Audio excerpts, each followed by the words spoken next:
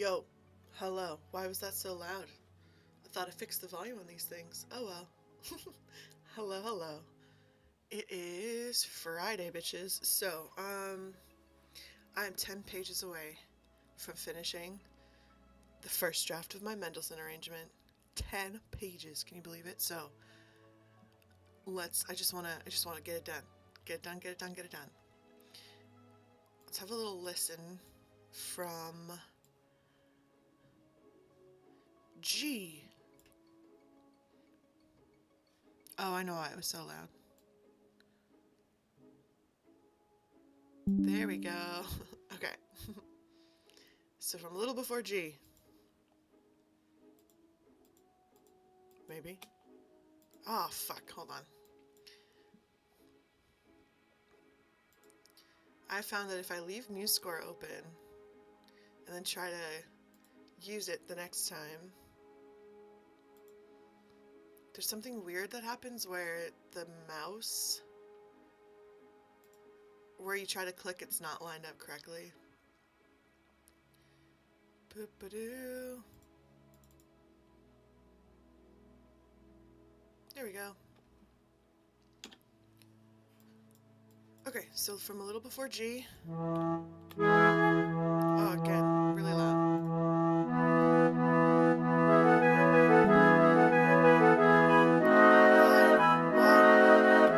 Stop. Whoa. I'm looking at the volume levels and they're through the roof, but I just turned everything down. What is happening? Why? Alright, let's try this again. No, that's still really loud. Okay, we'll just crank it down then.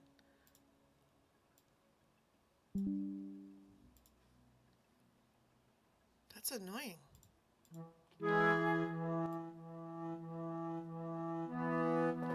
Ah!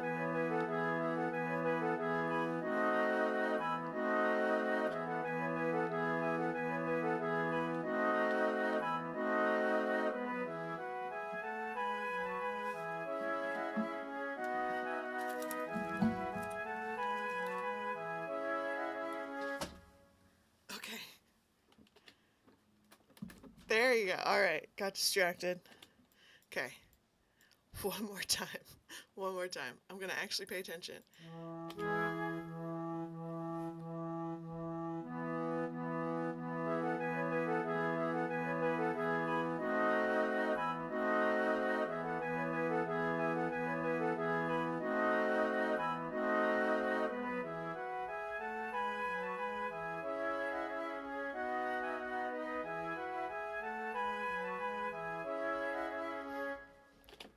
Sweet. Okay, let's keep going.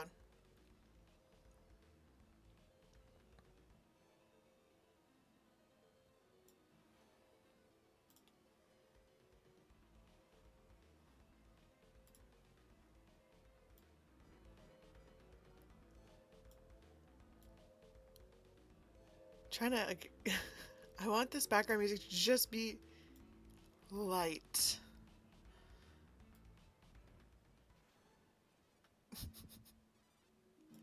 There, okay. Alright, so here we go. Measure 536. Starting with the bass, which I have highlighted in blue, which I know my banana is blocking, but oh well. Also, Luna, my cat, is blocking the part of the screen that the banana is blocking for you, viewer. So, viewer, we are having the same experience. Okay, so starting. Oh, no, she's moving. We are no longer having the same experience. Go ahead, just sit down, Luna. Get comfy. So I can see my computer. Thank you. Okay. Half notes. Sol. Okay.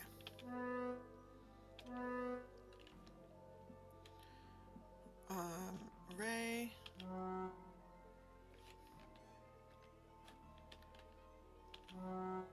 Oh, it's eighth notes. Wait, yes, eighth notes.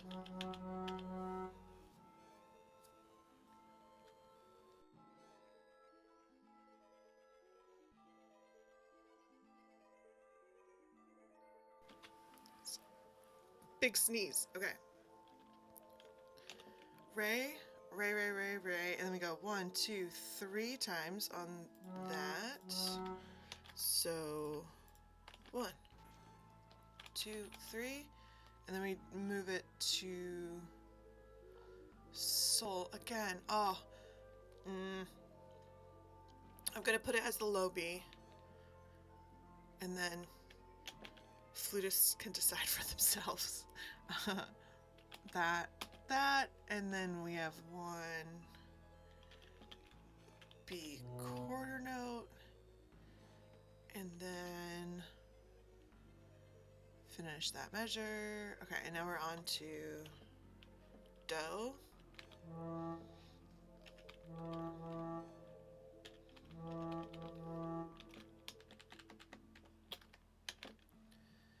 And then that repeats. This is the part you can't see, viewer. I apologize. 1, 2, 3, 4 measures total. So 1, 2, 3, 4.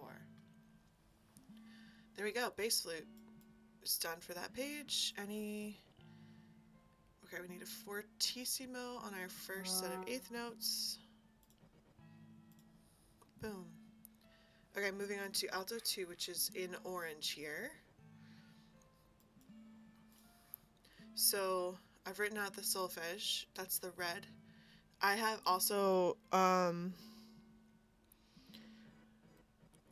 don't know how to describe the mistakes. I will switch on the keyboard sometimes fa and la, or fa, I don't know. I can't tell if it's like dyslexic mistake or a keyboard mistake, but most of it's correct. So here we go. And then I just got to translate it to each part. So the first one was easy because the original, I could just read it from bass clef. I didn't really need the solfege. But now the alto flutes are in a different key than the C flutes. So the alto flutes are operating in the key of A major. So when I see T, that's going to be G sharp. So I come over here, G sharp. And then to do, I got to add a phrase mark like that. And then we jump up to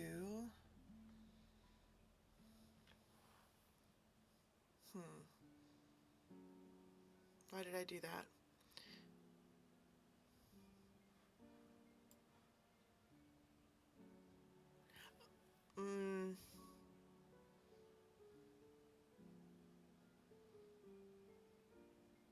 So I have technically 3 voices doing the donkey hee-haw, hee-haw part here. But then over here, I only have 2 voices doing it. So I think I want to change that. So let's see. I want to keep the fa. So is anything fucking around with the fa? No. Okay. Mi do, mi do. Got right. Okay, I guess. Okay, I'll keep it the way I chose it, and I'll use my ear to decide. Okay, so I need to come in on here with a fa sharp. So that'd be D sharp. That's tied. And then this has an accent. Not accidentals. Where are they? Articulations. Where are you? There you are. Okay. And then we do that 2 more times. 1. Why does that look weird?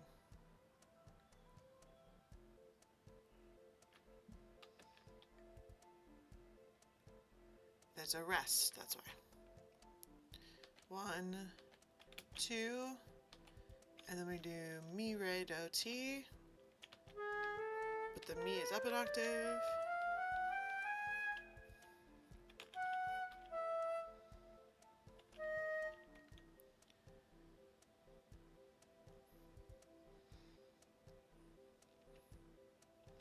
I'm going to take this whole bit down an octave because I think that will be too high when it gets to that mi, re, do, ti part. Okay, so there we go.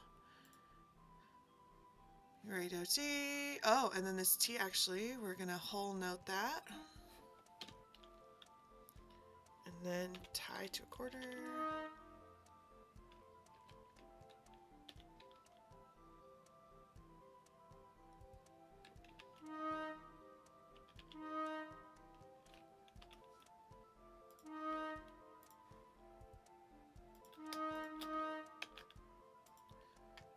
That happens again. Okay, then this voice has a rest for a bit. Let's see, make sure I'm in the right. We ended on the right measure here. Shit, no. Wait, did we? Did I do it right?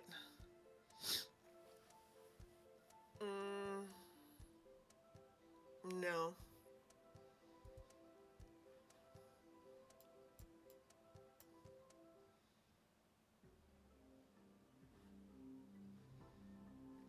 One, two, three fas. One, two, three fas.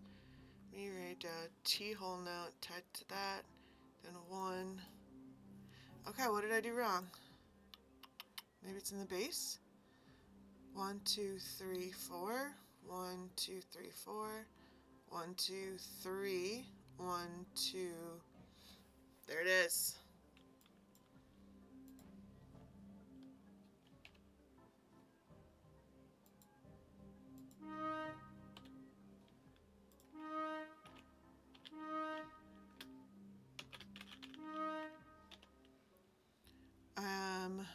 I need, what do I need, what do I need?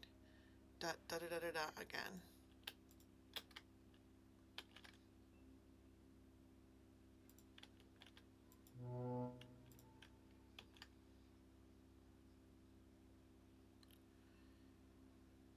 Okay, that looks much better. Okay, so then 1, 2 full measures of rest. 2 full measures of rest. And then a half note.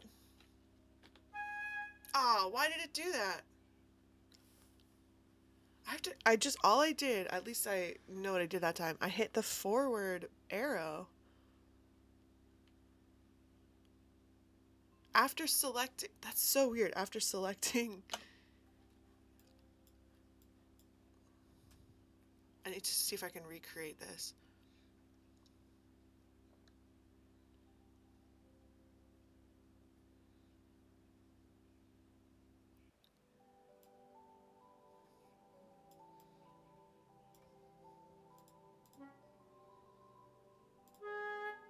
What note did I select? Shit. Oh well. Okay, anyway. Moving on.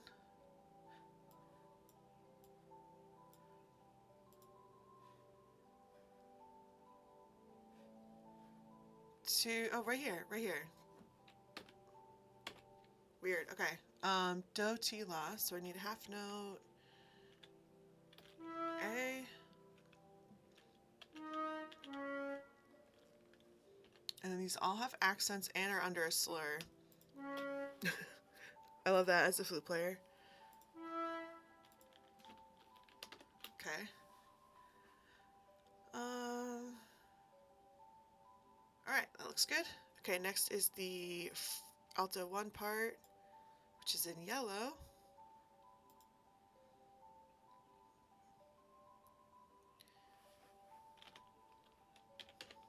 Re, and again, same thing with the key here. So we're in A major, so re would be B.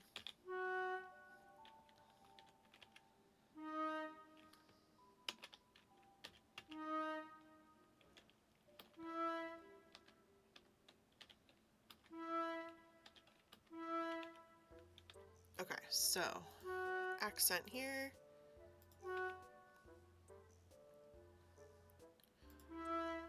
Here, and a slur that we can copy. We've got 1, 2, 3 total. So 1, 2, 3 total.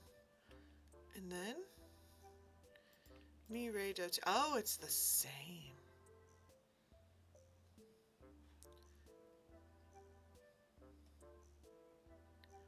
Okay, we're all doing it together. Wait. Oh, I was looking, oh my god. I was looking vertically This is not the same part. I haven't filled in the rest of it. Okay, so mi re do ti. These are all in the same octave. But I'm gonna keep the alto ones lower than the flute ones so that we have a nice juicy texture. So this one goes mi, re, do, and then hops onto a re.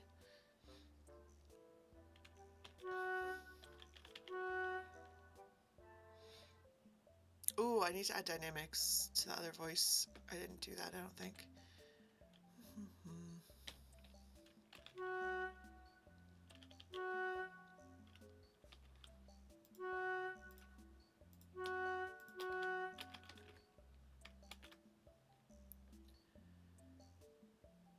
Okay, and then this voice comes in one measure before, so right here. Okay, I'm gonna try to recreate. So what I did was I hit that measure, I hit the button to make it 2 half note rests, and now if I hit the forward arrow, it's gonna bring me back to the beginning of the score. Okay, so that's my problem. I assumed it kept this highlighted after I broke that into 2 half measures. Interesting. I learned a thing. Okay. Now, do, ti, la, sol, fa. Okay. The octave in this is going to be interesting.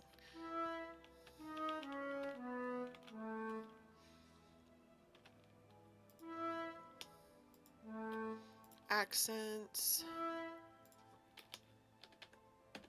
And there we go. Okay.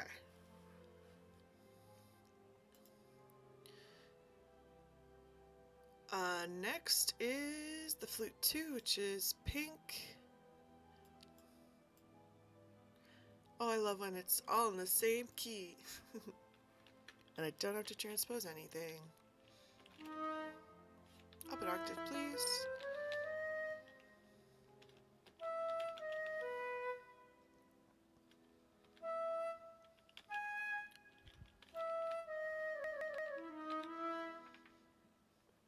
Okay.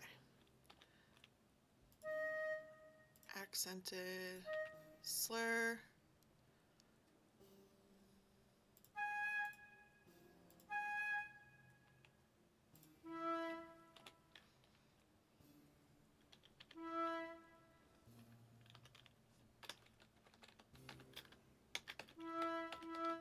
And then we do that 2 more times. 1, 2. And then here we got mi, re, do, ti.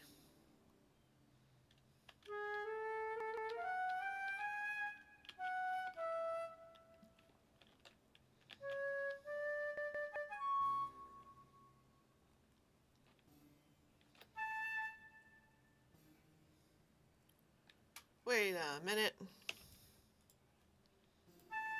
There we go.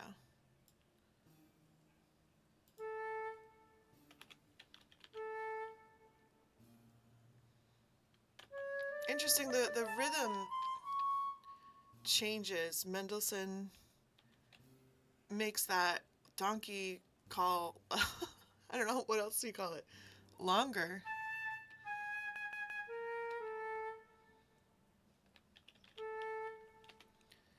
Okay, let's articulation this bitch. Okay. Okay, so all these mi, re, do, ti should have staccato.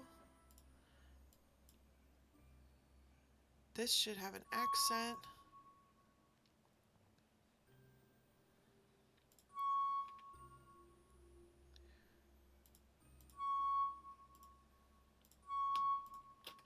Shit. Okay, no, just this. Just this bit. Ba-ba-dum. One more.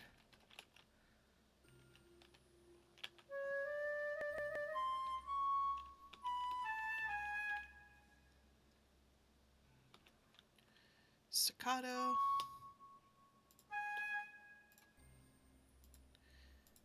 Okay, now we're going.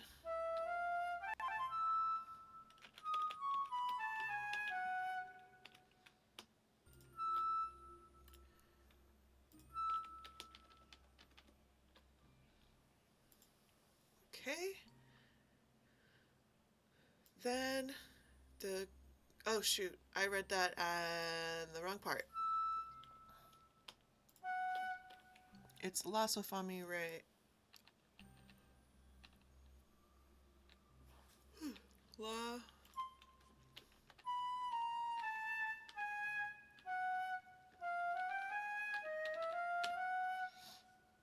Okay, now flute one part.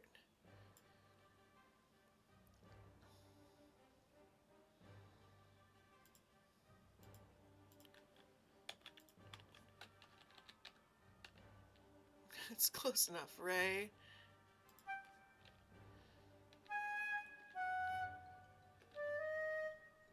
There we go. Re, mi, re, ti.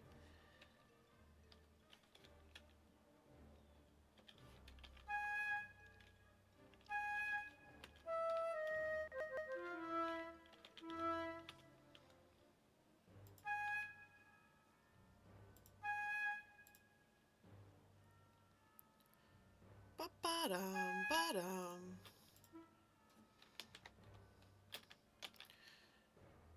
One, two, three times total. One, two, three. Mi, re, do. Okay, and then we've got the same basically as this, except here. Oh no, it is actually exactly the same because I wrote the wrong part down. At the end, the rest of it is the same. Okay, right here. This needs to be Fa, Mi, Re, Do.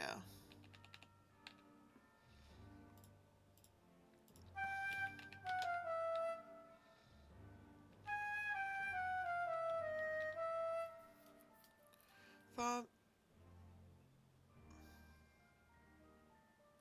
What did I do? Oh.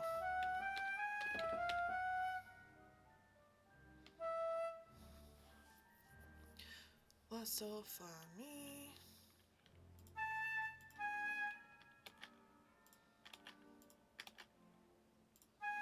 Damn, it didn't copy the staccato. How rude. Okay, now...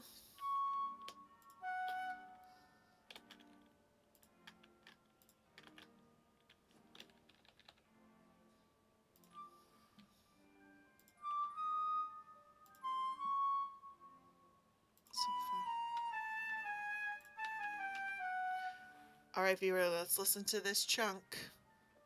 See if I made any mistakes. Okay, go back. I'm gonna go back to here.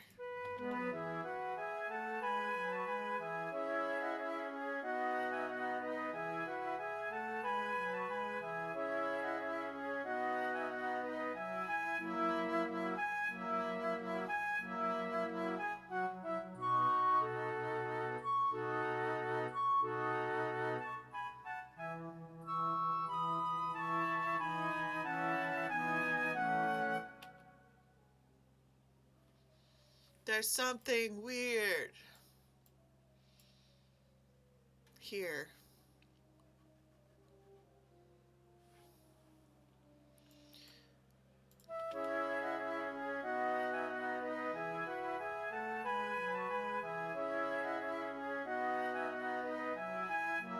It's all too close in octave. Okay, so the original is pretty tight in octave as well, but we've got it. It is kind of, it's within the violin part. We don't have any E. Oh no, there are. Okay, okay, okay. So we do have some. I don't remember what this is. Probably like what? Flutes, clarinets, oboe, bassoon, or something. Wait, no, it's in a different key. Maybe this is clarinets and this is oboe. I'm too lazy to go back to the first page. Okay, so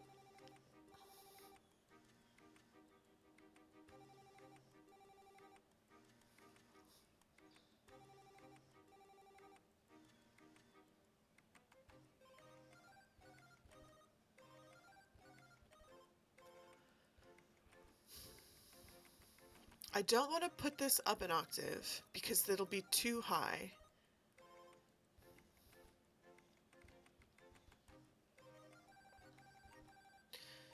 So then my only option is to switch it to an alto voice.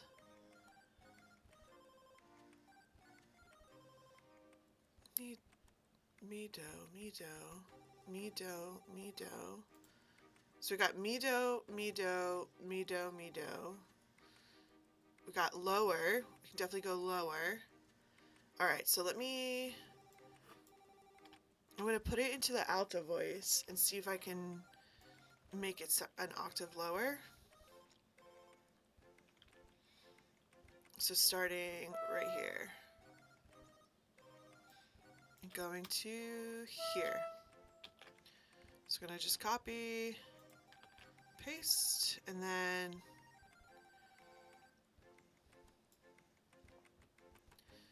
so I'll have it be this alto part. That will now become the flute 2 part. Well, that worked out. Look at that. Look at that. I love it. Not too low, okay? And now this part will become this alto part. Oh, god damn it. Oh, I can't put it down the octave because it's an A.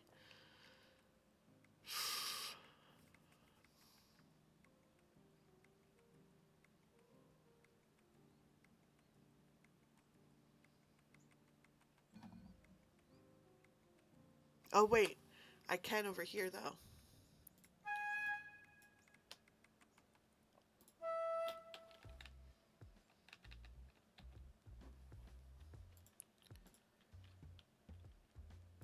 Okay. Let's hear if that made enough of a difference.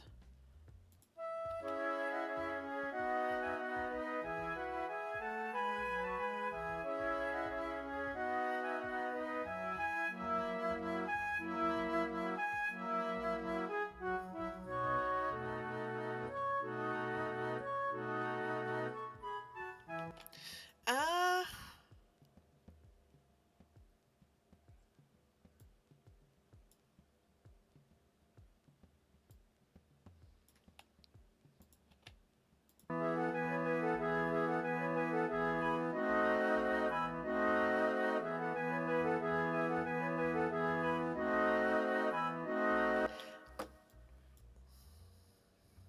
I think I need that third voice doing the hee-haw, hee-haw, the donkey part. The third voice, I think, makes it better. Okay, so then, should it be...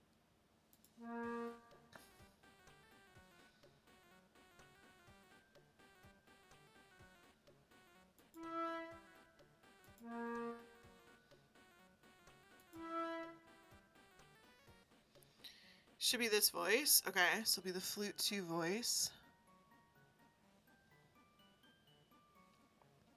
I suppose...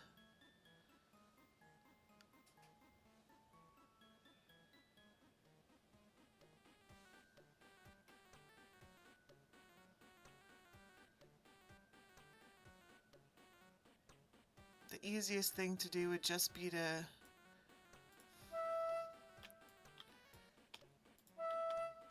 take this, put it back.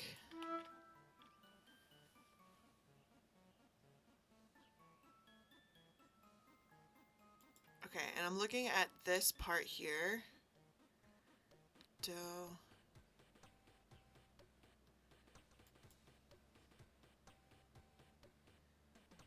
And then it switches to, because I've already got this part covered in the alto, so I'm gonna get rid of, we don't need to triple apart.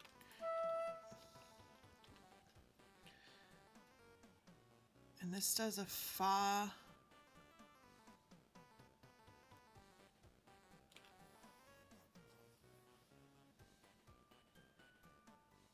Okay.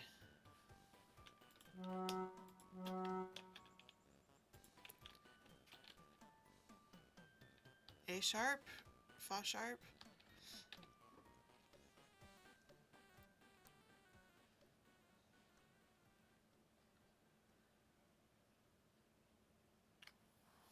da, da, da, da, da. And then back to the hee-haw, hee-haw, hee-haw. And then this will be sol, la, ti, do. So some nice contrary motion. Oops, wrong part though. Here, please.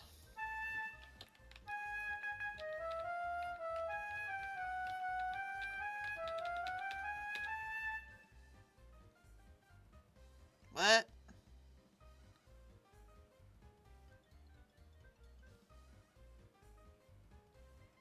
That doesn't look right. Oh my god. My brain's in A major. It's E major. Sol, la, ti, do. Stuck in alto flute land. There we go. Now that E and G is a do and mi, and it all makes sense in the world. Let's listen.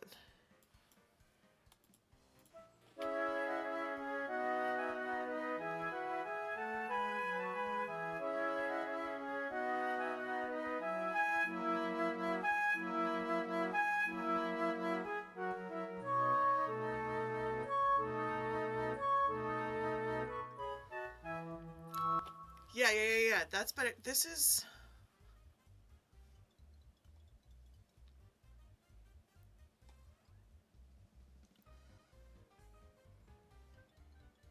Yeah, okay, so it definitely does get higher. Okay. We will hear that in the original. Okay. So that's fine. It just sucks because if I pop this up an octave, it'll just be too much. It doesn't make sense in the context of the section we're in. But I can't take this down an octave. Flute problems. Okay. So let me listen back to that one more time. Let's go from here.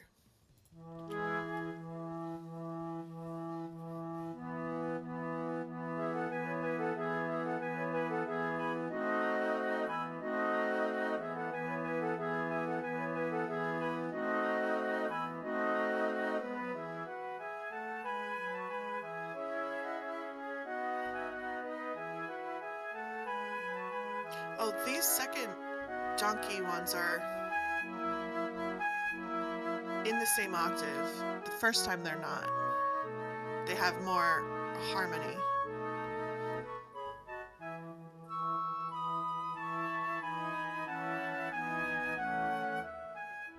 Okay, so if you go back here, right, we've got T, do, T, and we've got a sol and a re, and then here we've got a mi and a T. And then if you look in the score here, it's all just mi, do, do, mi, do, mi, do, mi, do. So. Okay, now I can delete this. One more page is done. Oh wait, dynamics. I didn't do dynamics. Working backwards. Fortes on these.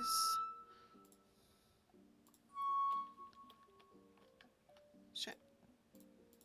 Boom.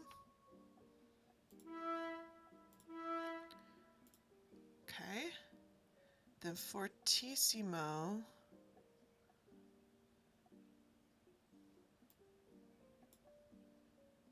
Here.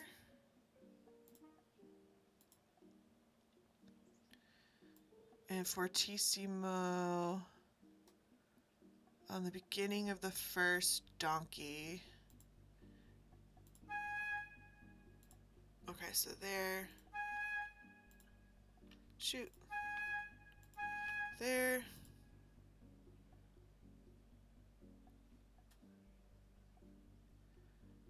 Does this one get a four? Yeah, this one gets a fortissimo. Excellent. Okay, next page. Whew. Starting with the bass.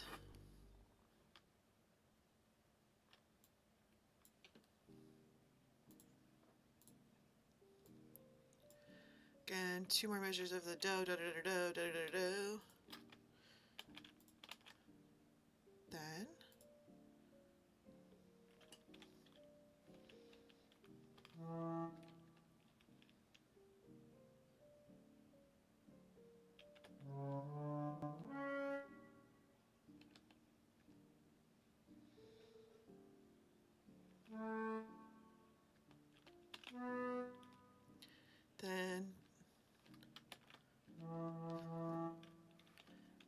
4 measures of that.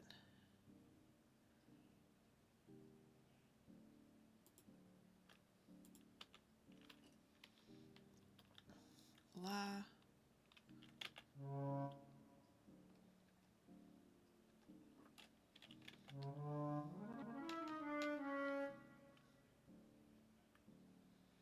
Wait, La is C sharp. Yeah, okay, C sharp. Oh, C sharp. Okay, yeah, bass clef. Okay, then these should be accented. Accented and staccato. Alright. We've got a forte. Okay, that was easy. Next, alto 2 in orange. And this is where I'm thinking I'm going to have to make some octave changes, but we'll see. We start on a sol, so we're back in A major, so sol is E. And then we go jump up to a fa, which is a D.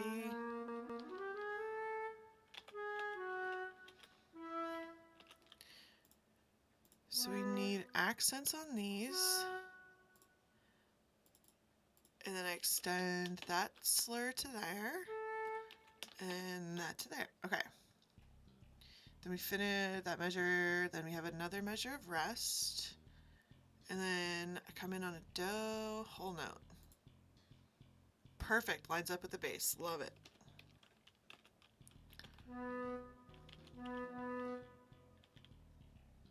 Oh, it's do though.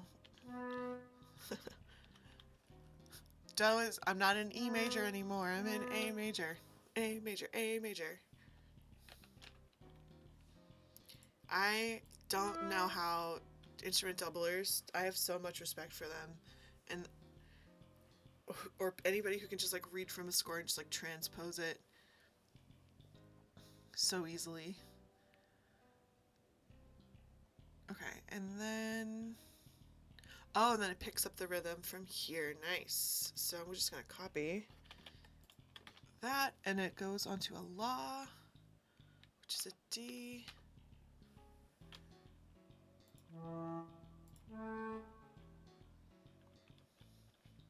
Okay, that's a good octave.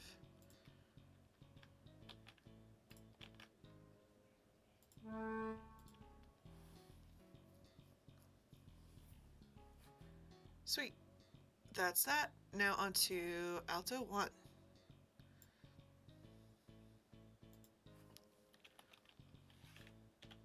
Mi, so we're back, we're still in A major, so mi is C.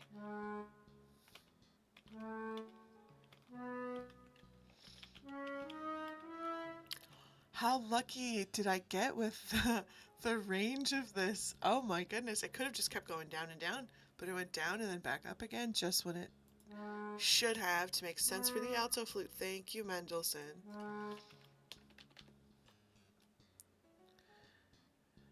And then resty poo. Oh, wait a minute. I completely neglected this whole bit here. How did I do that? Okay, I'm gonna do everything I've already done and then I'll come back to this. Okay. So now I rest for the rest of that measure and then 2 measures. So 1, 2, and then half of this one. Coming in on a do, which is A. Oops. T flat.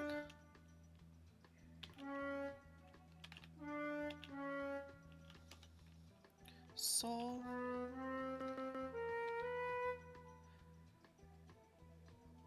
Which is tied to quarter note.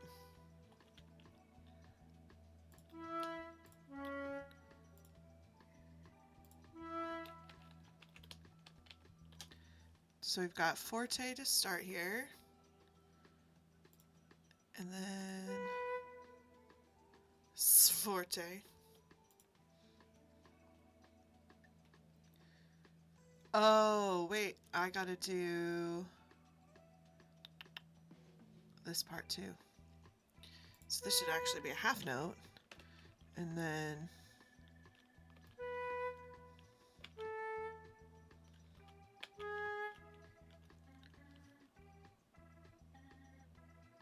da, da, da, da, and then this becomes the next phrase. Oh darn.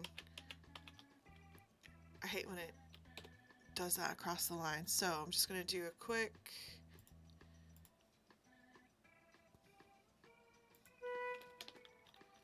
okay. Ba ba ba so funny. Okay, that's good. Flute 2, which is the pink.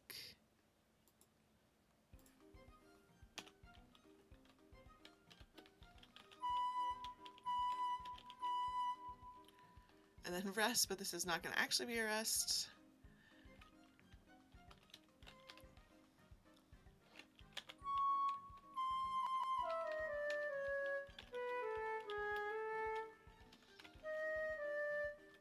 Do sharp.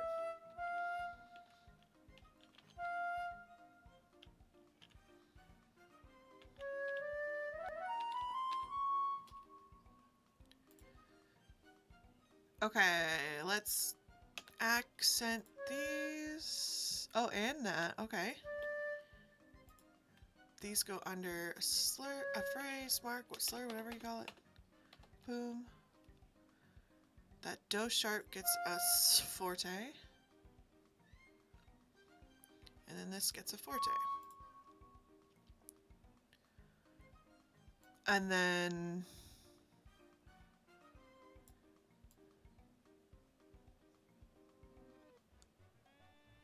I'm going to actually put this one down an octave. So it doesn't sound, oh, what did I do? So it doesn't sound so,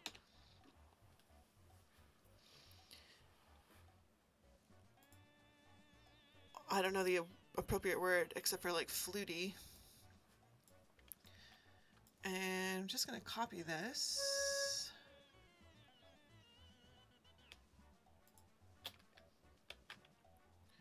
Actually, do it this way.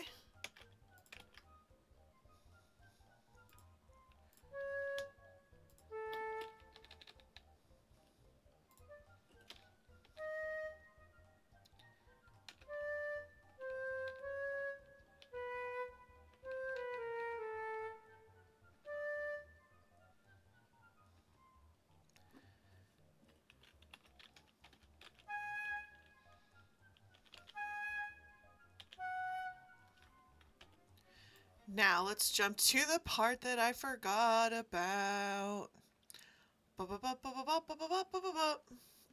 It fits in perfectly anywhere, so I guess let's do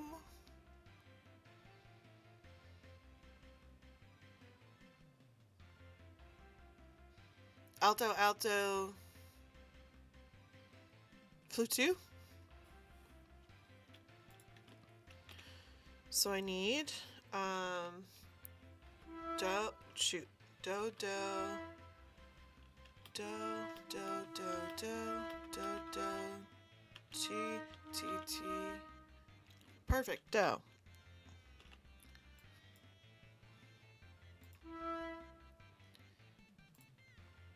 Then this part goes mi, so mi is C sharp, because we're in A major land. C, so mi, mi, la. Wait.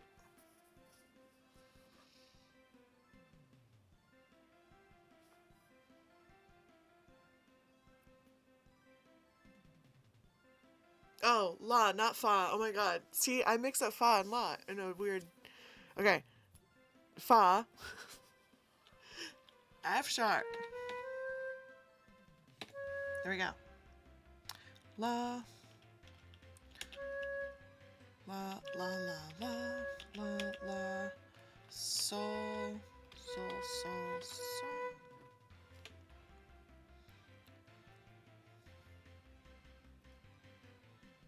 Perfect. That doesn't come in for a while. Excellent. No overlap there. Next. Now we're back in E major land, and I can just copy it as written.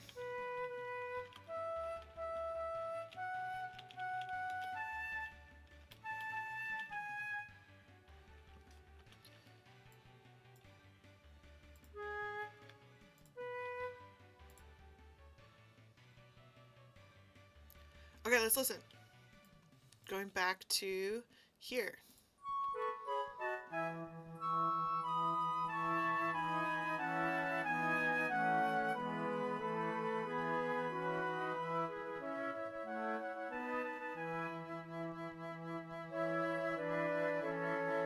Wait.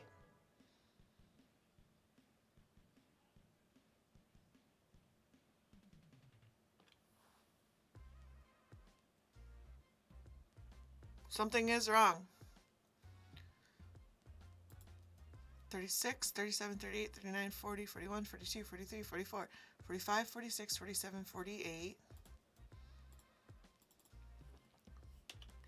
549, 49, 50, 51. Okay, so we're starting this on the right measure. 51, 52, 53. I must have counted wrong or something just on these. Wait.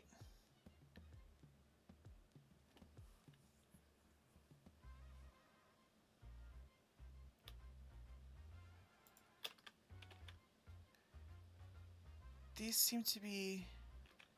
Hang on, let me just copy the notes.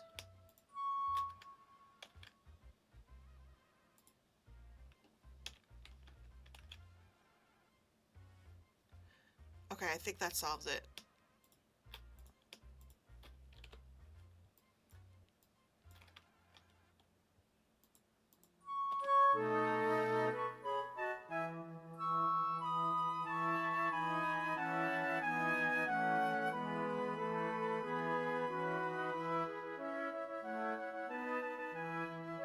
There we go.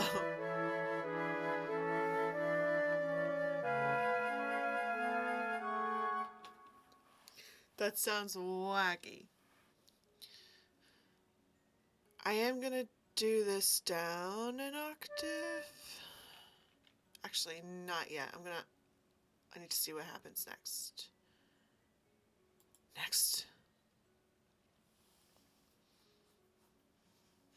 Starting with a bass.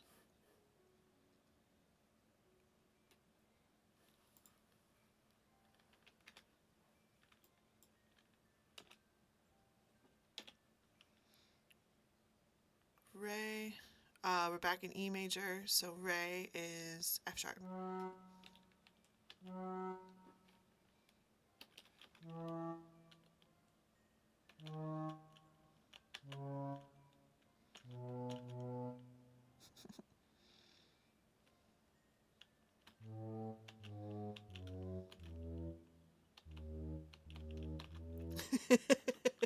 Imagine if the bass flute could actually go that low. Just the bass flute. I know that other types of bass flutes can go that low, but imagine if the plain old bass flute could go that low.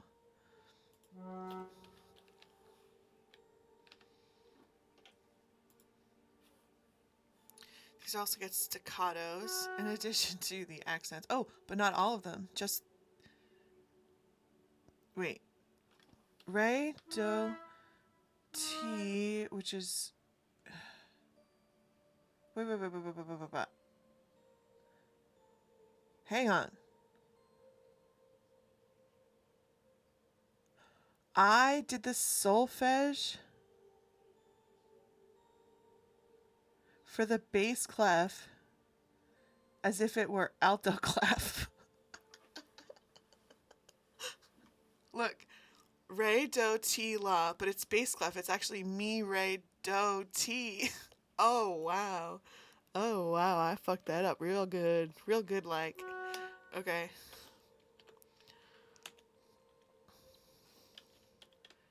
Luckily, it's bass clef, so I can just read it in bass clef. Alright. See, this is the problem. Mi is that it continues to scale all the way down here. Okay, so mi, re, do, ti sharp. But T is already sharp. La. La is already sharp. Wait a minute. God damn it, I'm reading the solfege. Okay. Don't read the solfege. G, F, E, E sharp, D sharp, C, C, B, A, G, F.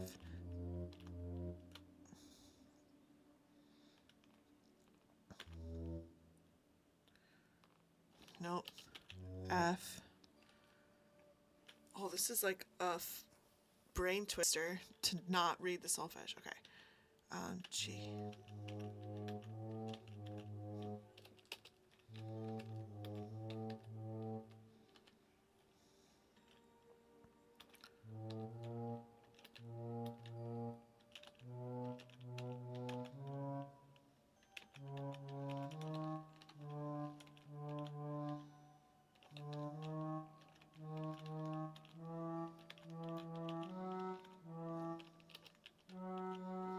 Whew.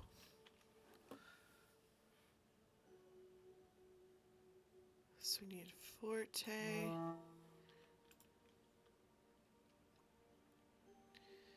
And then these ones get staccato, but the first okay, they all get staccato, but the first four also get accents.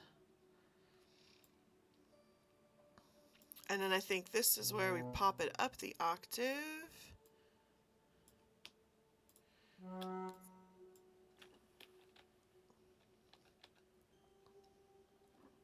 That looks good.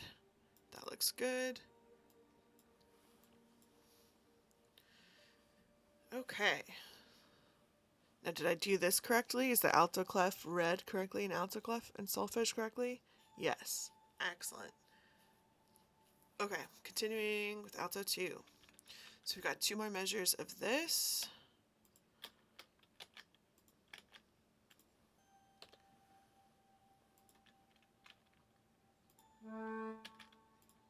Oh, I love it when it's the same note as the music in the background. Okay. Then rest for the rest of that measure, and then 1 more measure. And then coming in. Oh, it's behind the banana. Sorry, viewer. Nope. And then coming in here on okay, alto, right. Alto flutes are in A major, so La is D.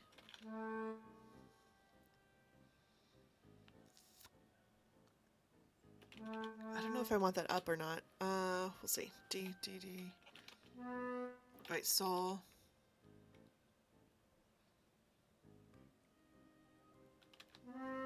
Wait.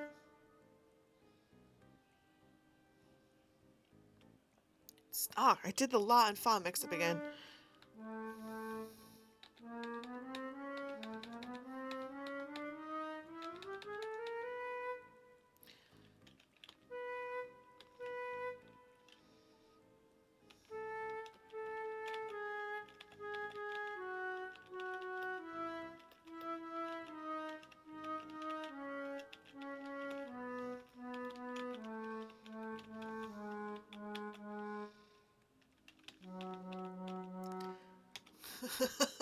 So close to being able to keep it in that octave.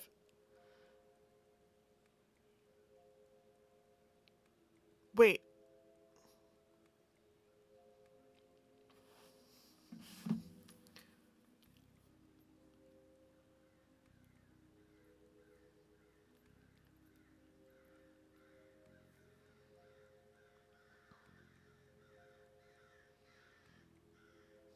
Okay, yeah, it is not standard practice to include a low B on the alto flute. So,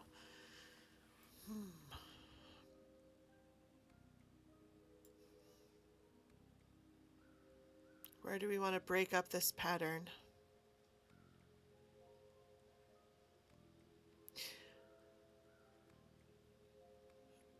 I did something wrong. The measures don't line up.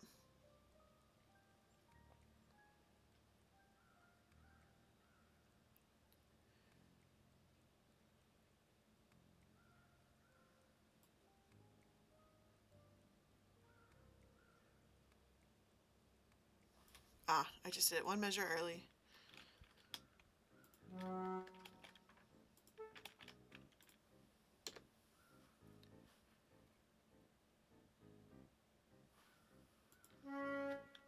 We've got forte, and then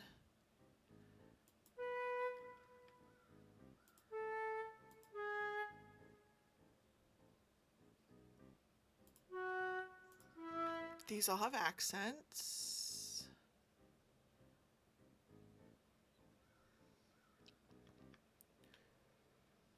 I'm gonna actually, I think I can just pop this, move it up an octave from here, because this looks like it's starting into another phrase or like another thought. Maybe? Maybe I'll be lucky? Okay, let's do alto 1.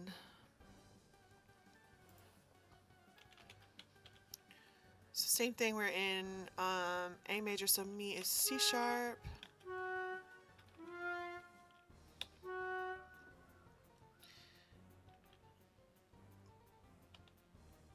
And then this is carrying over. And then this alto jumps in and we'll do the la la la la la la la, which is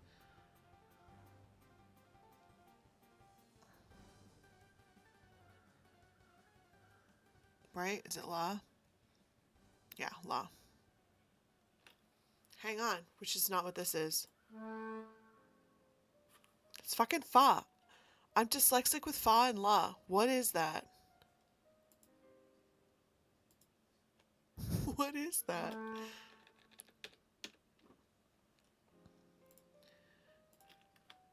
So we got 1, 2, 3, 4, 1, 2, 3 measures. 1, 2, 3 plus a quarter note.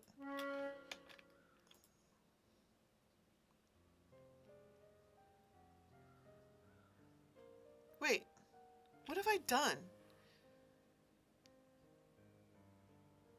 Because I shouldn't have this much overlap. What did I do here? 557. 49, 50, 51, 52, 53, 54, 5, 6, 57, 58, 559.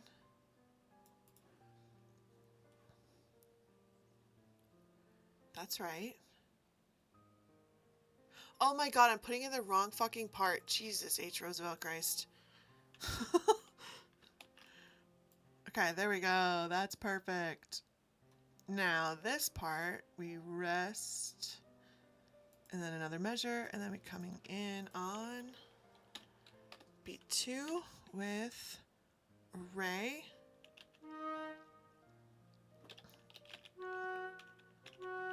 And then all the way up to Do.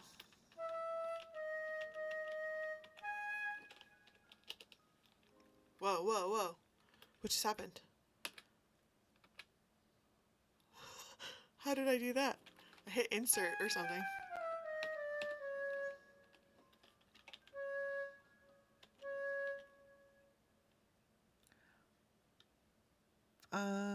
Where am I? Sol.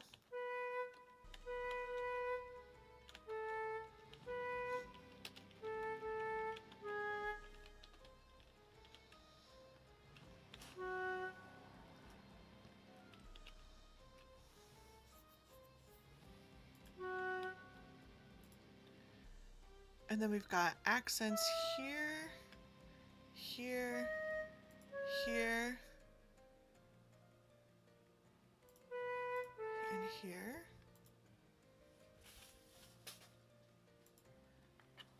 Flute 2.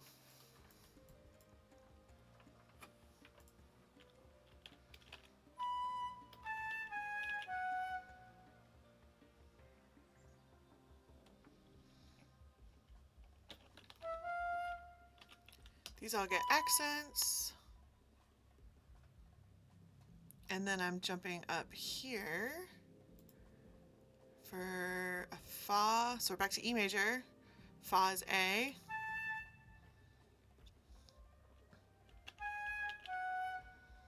Fa, mi, re, sol.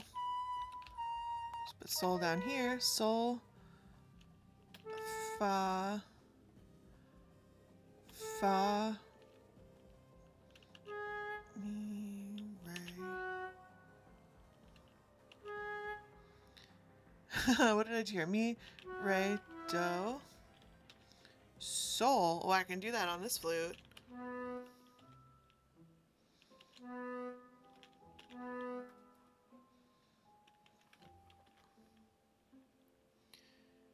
Okay, let's add our articulation. So we need an accent here.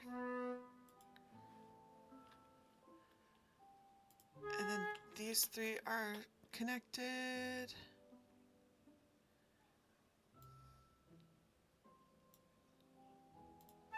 These are all under one slur.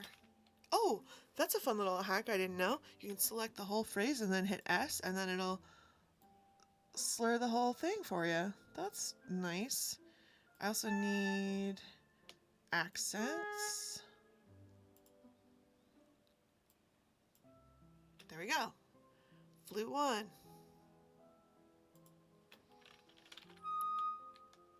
That is not at all what I said or where I said to do it. We want do, sharp, and then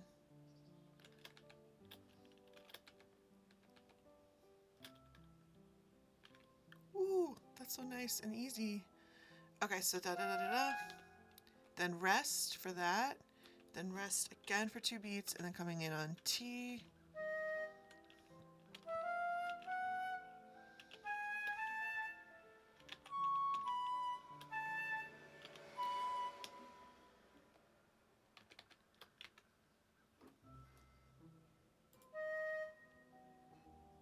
Forte.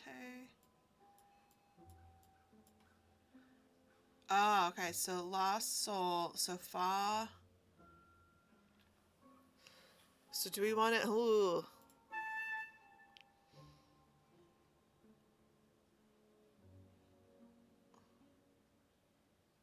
I'm gonna go right for the, I'm gonna go right to mi. Fa, fa sharp, sol, la, T natural, T sharp. I'm probably gonna put this down an octave.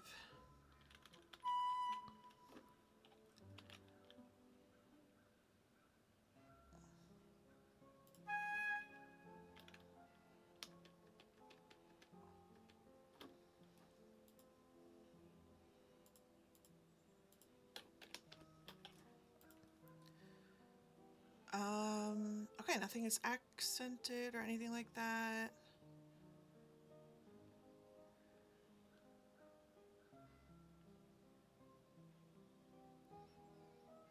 Okay, maybe I don't need to bring it down an octave. We'll see. All right, let's listen.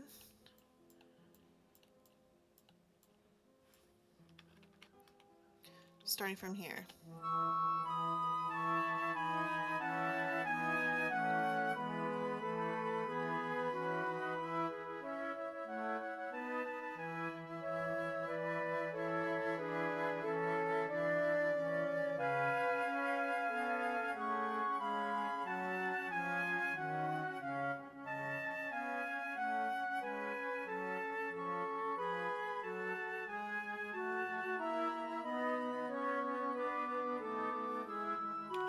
Ah!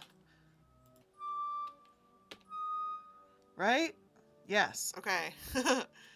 This is such like a wibbly wobbly section. I actually think this should be up an octave. Um, okay, let's go back to...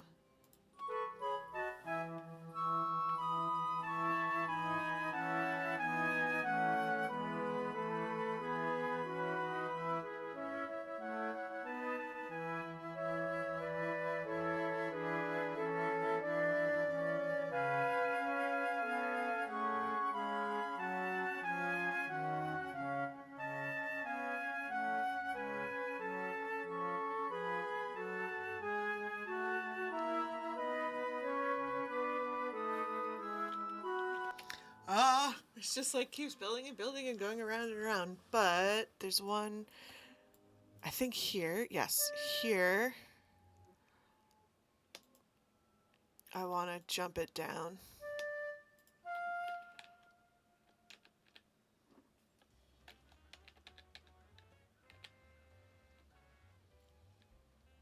Shoot! I don't remember what the second note was, and I feel like it was not F natural. Oh, it was E sharp. Okay. I was right. It wasn't F natural. It was E sharp.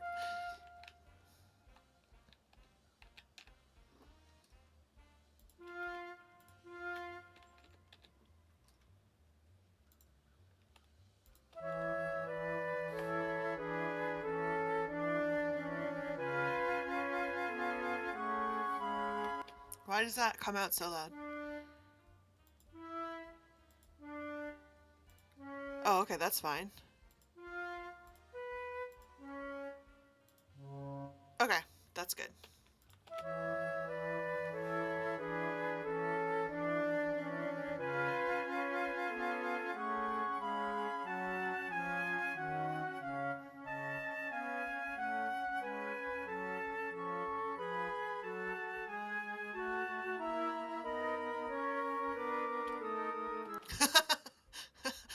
What? What is that? Flute 2, which is pink.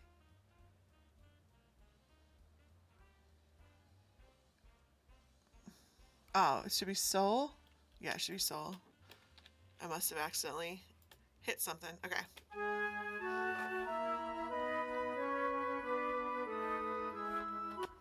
There we go. That's what I want.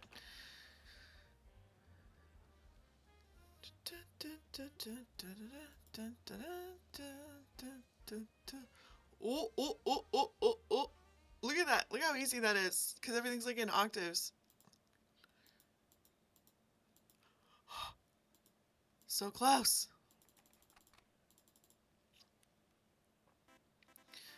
59, 60, 61, 2, 3, 4, 5, 6, 7, 8, 69. 570.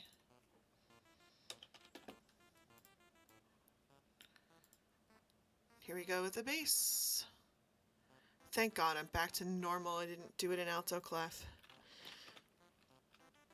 Okay, we're in E major land, so E is do. So there we go. Mi is G.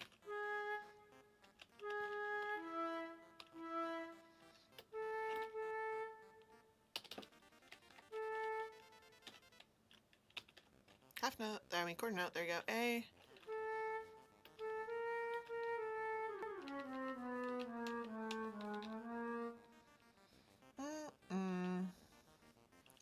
B.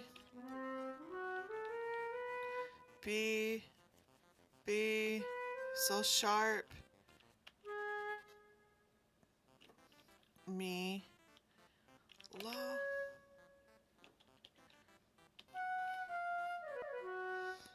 Oops. I forgot about a rest.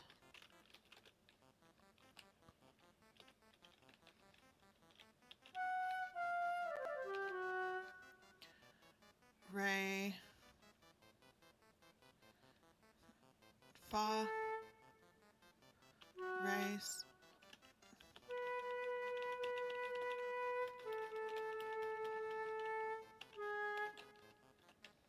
I'm running out of measures.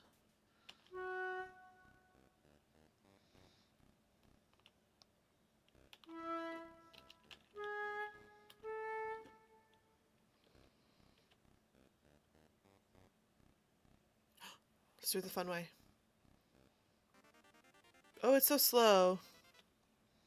Let's not do it the fun way.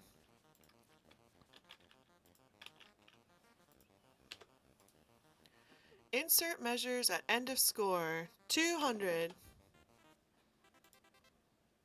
Thank you. Where did I leave off here? Re, mi, fa. Oh, and then it repeats. So, fa, fa, fa, fa, fa, fa. Sol, fa to the mi. Sol to the fa to the mi. And then,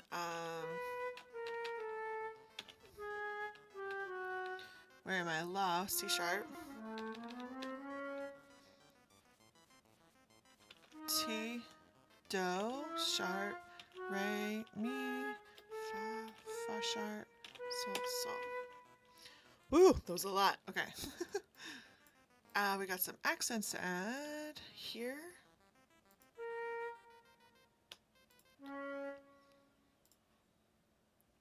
Fortissimo. I love a fortissimo for the bass flute. And then back here, this re gets a sforte. Sforte.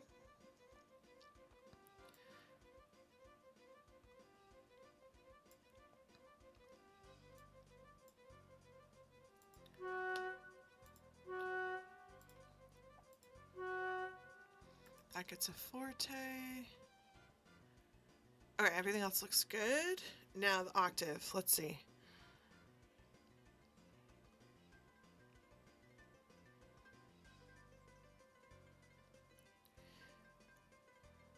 I can pop it down starting here to the end. Excellent. F sharp is our first note. F sharp. There we go. Alto 2. We've got eighth notes for days. Do, which is A.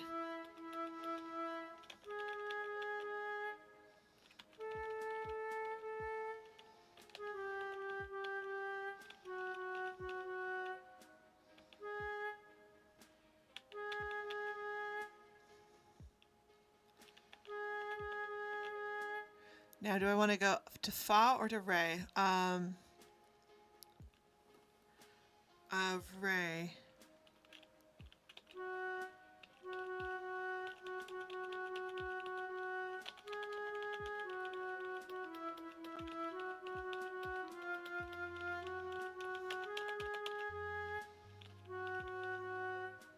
Shoot! Shoot, shoot. I did what I did before when I tried to do this, which is forget all the times it doubled. Okay, so hold on. I'm going to go back to...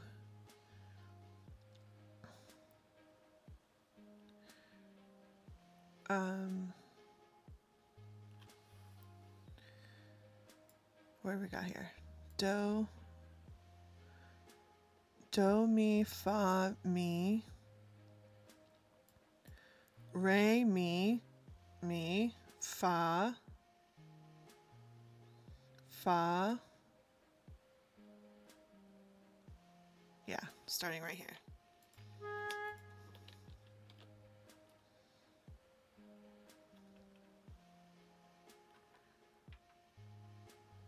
Mi, re. Okay, there we go. Mi, re, then back to mi.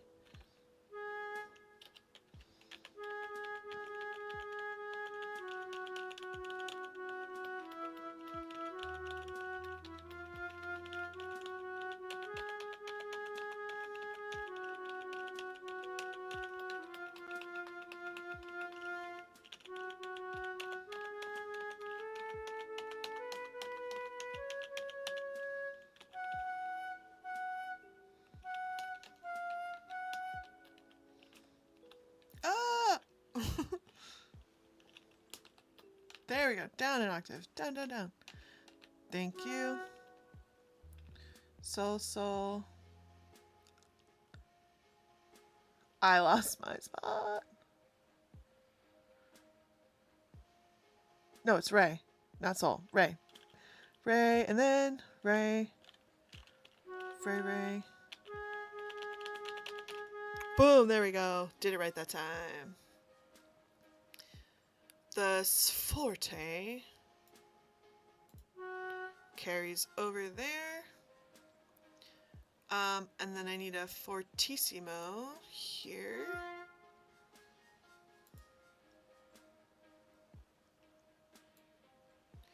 Alto 1.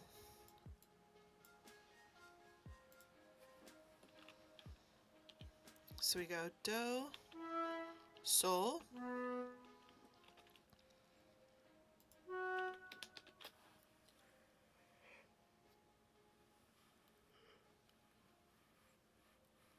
It's a little sharp though.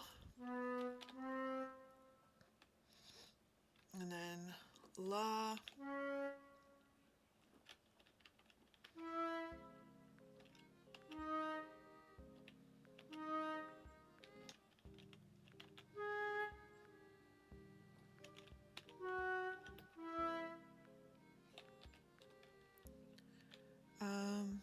Fa, La,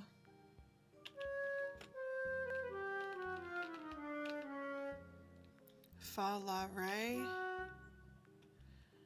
Do, Ti, Sol,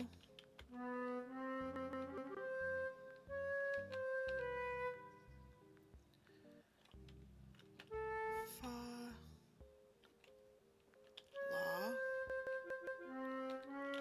Re. This is jumping all over the place. Do, Ti, Sol.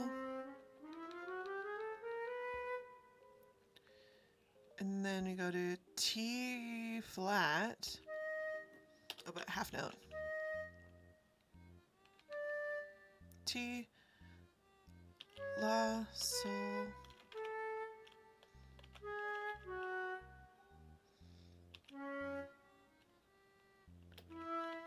Whoa! That felt tricky. Okay, staccatos here. And now this gets a fortissimo. And that gets slur.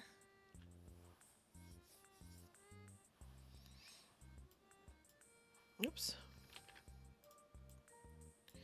Okay, and then before that, we do that, and then da da da.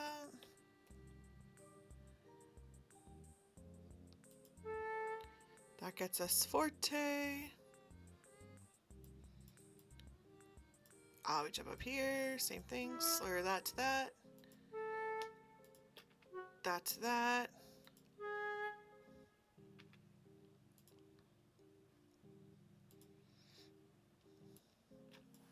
And one more. Accent. Slur. There we go. Alto 2 is done. Alto 1 is done. Now flute 2, which is pink. So we're back in E major land. So we go Do, Do, Mi. That's not a Re. Oh, look at here. I really dyslexia, whatever you call it. Mi to Fa to La, and I wrote Mi to Re to Fa. So that's A, C,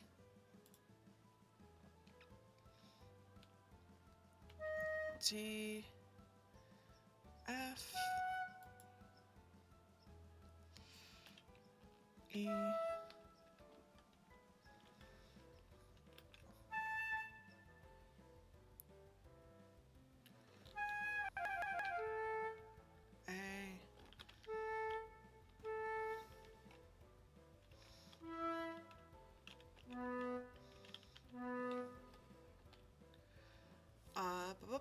back to an A.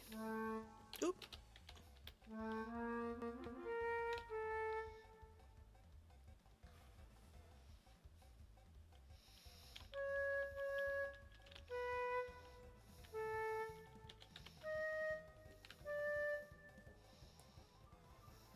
T flat.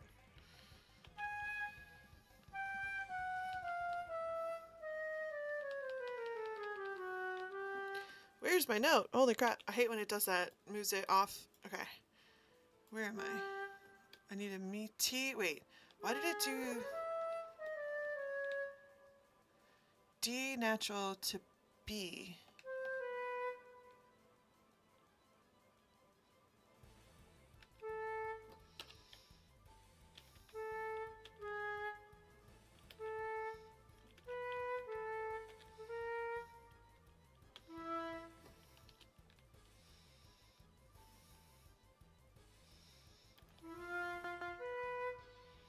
Off. I'm a measure off.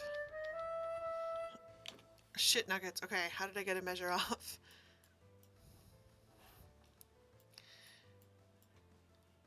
Okay, dough.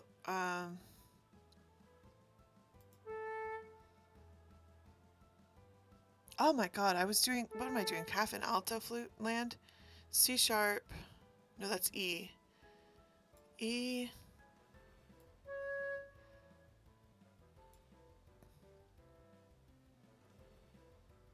What did I do here?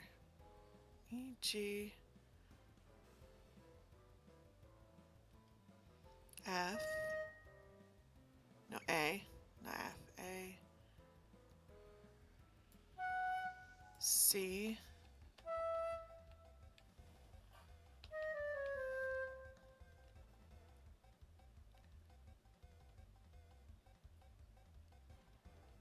What did I do here?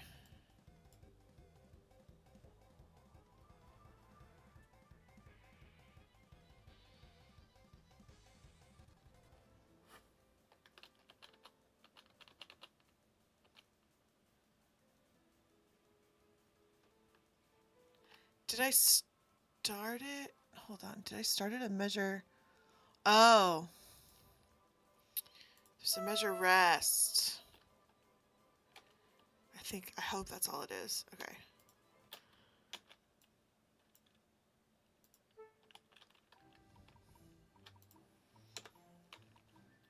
Let's see. Yeah, that should be a measure rest and then, okay, and then E, G, A. There we go. Okay. This is much, there we go. Makes me feel much better. There we go. There we go. That goes to there.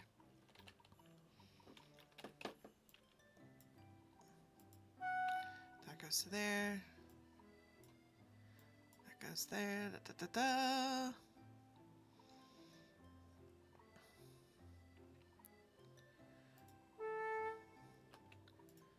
We need this forte. Whole note, whole note. Da da. Fortissimo.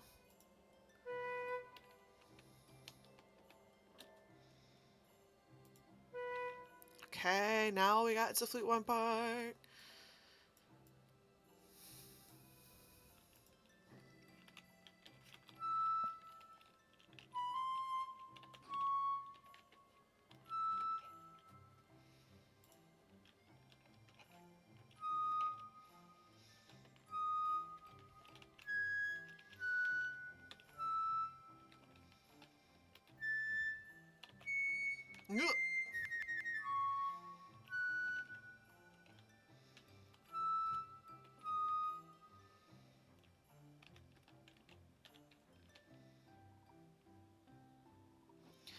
Then this repeats, so I'm going to put the slurs in.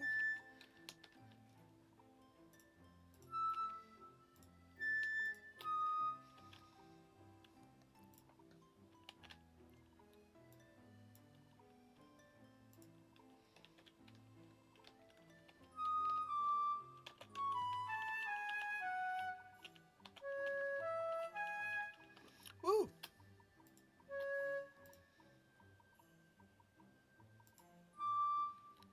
Fortissimo.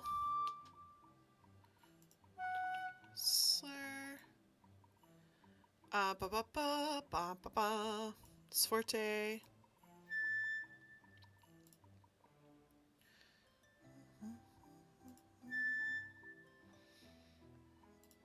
Everyone gets a forte here.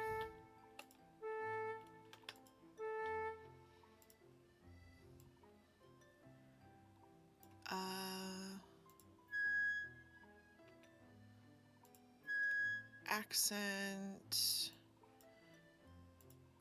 Slur. And then does that carry over? Just from, okay.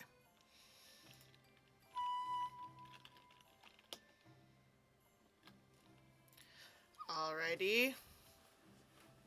Let's hear what it sounds like now. It's gonna sound funky still because we're still in this like weird bit, I think. Alright, I wanna go back to here.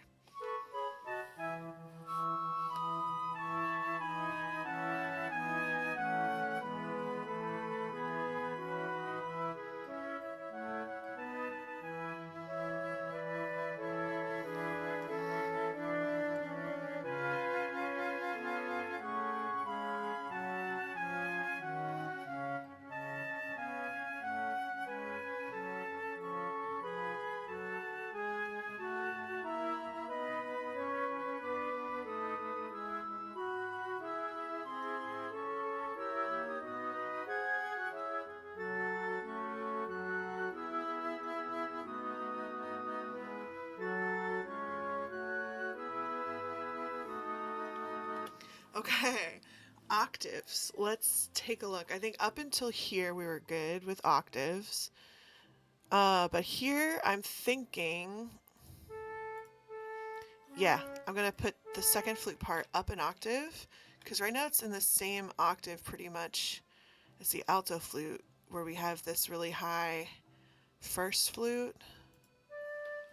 So let's just pop that sucker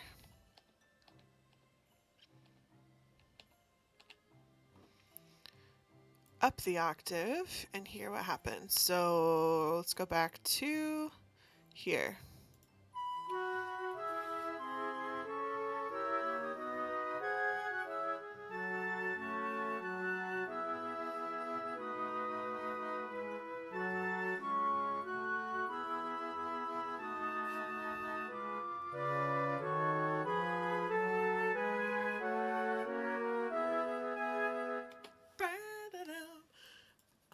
Okay, hold on. I want to go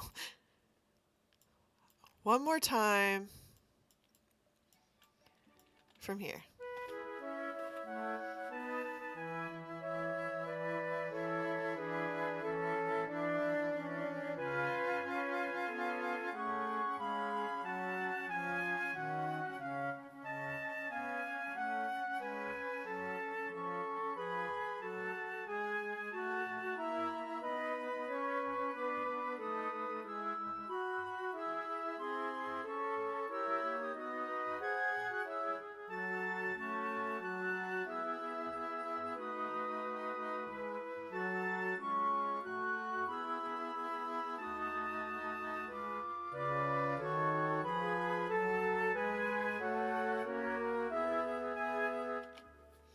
Yeah, yeah, yeah, yeah, yeah, yeah, yeah.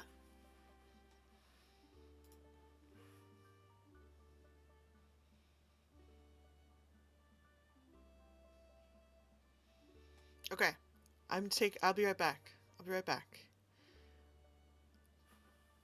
Bum, bum, bum, bum, bum, bum, bum.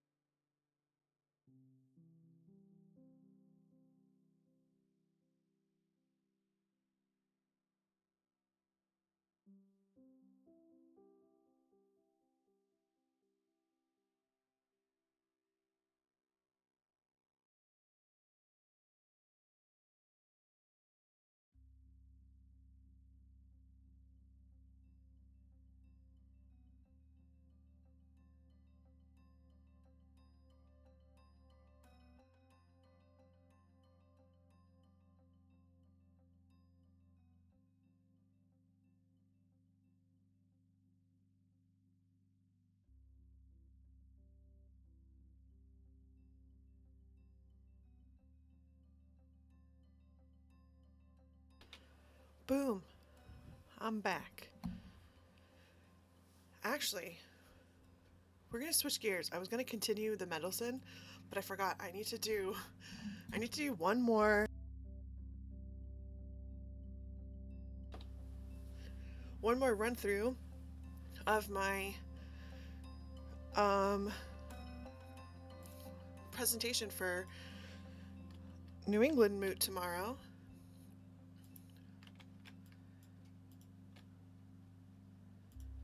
Let me save my work here.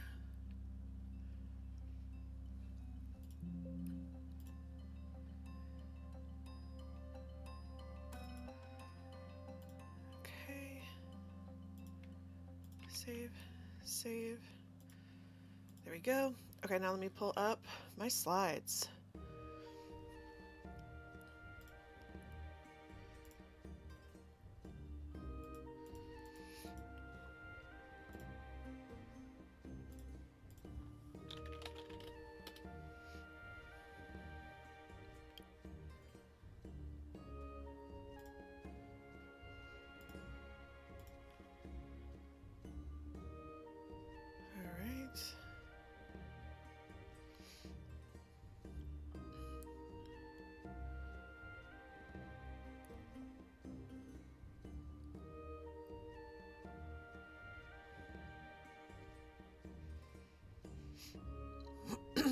Okay. There we go.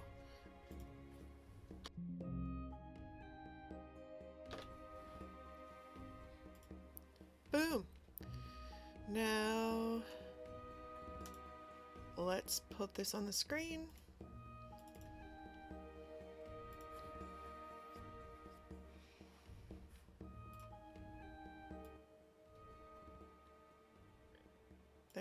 Okay.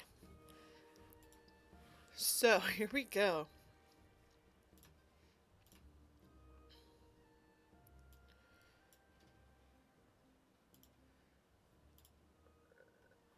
I just realized I spelled bookmarks wrong.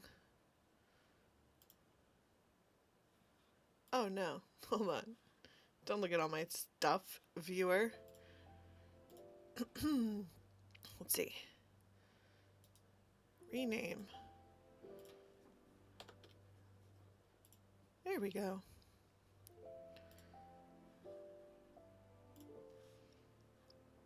So, here we are. So doing this tomorrow at New England Moot. Whew. Here we go. So the first thing I'm going to do, introduce myself. So you want to be a Valar, and then, where's there we go? Okay. So first I'll do a quick poll. First I'd like to know how many of you in this room have ever thought or wished they could be a Valar? Raise hands, and then I count.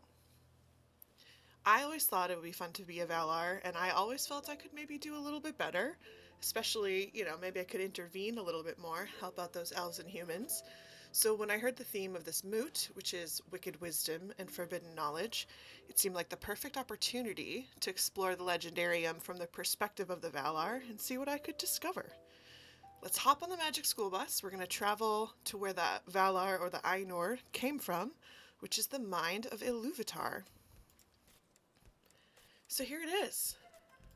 First section here we have universe stuff. How space-time works, probably the unification of relativity and quantum mechanics, lots of math. Next section, we've got secrets. These are things like the children, hobbits, Tom Bombadil, probably if he's not an Ainur, electricity. Then we have favorite things. I imagine Iluvatar probably really likes crafts. Lightsabers, the internet, ants, Silmarils, obviously. This section of Iluvatar's brain is devoted exclusively to jokes. I bet they are awesome.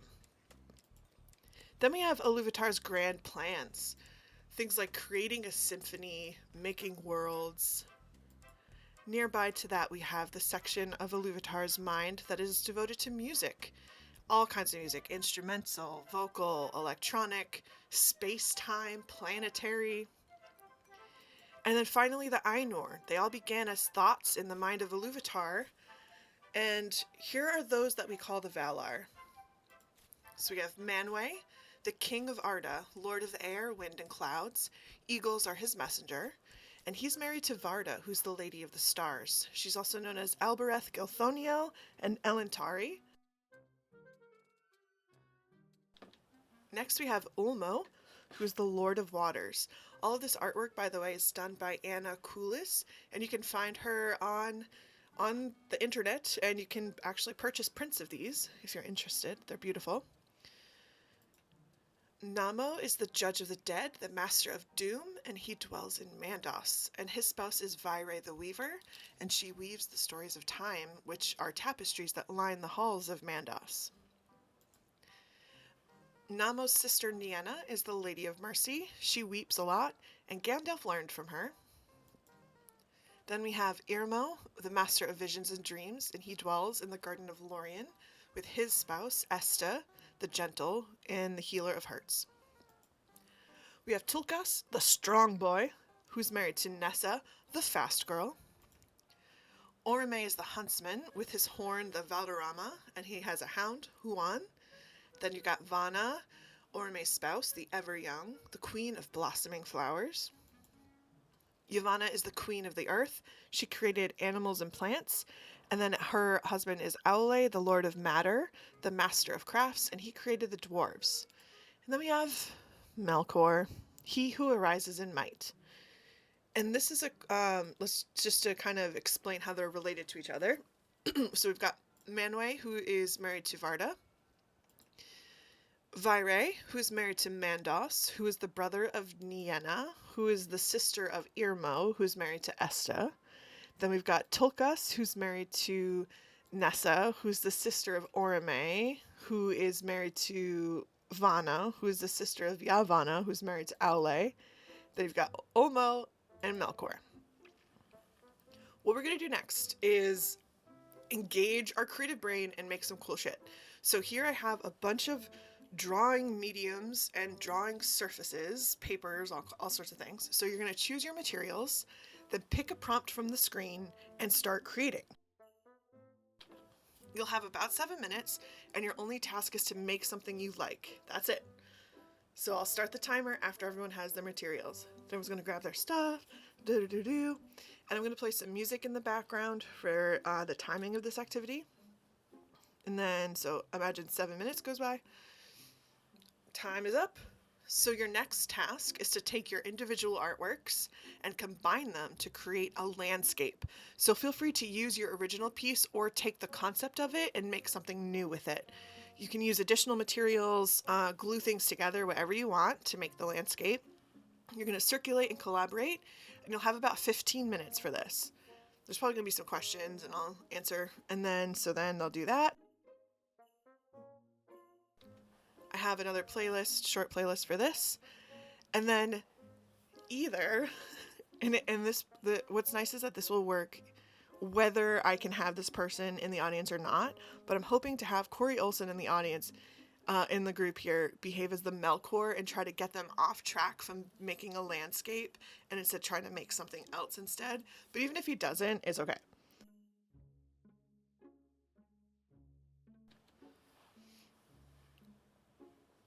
So they've made the landscape, it's all together.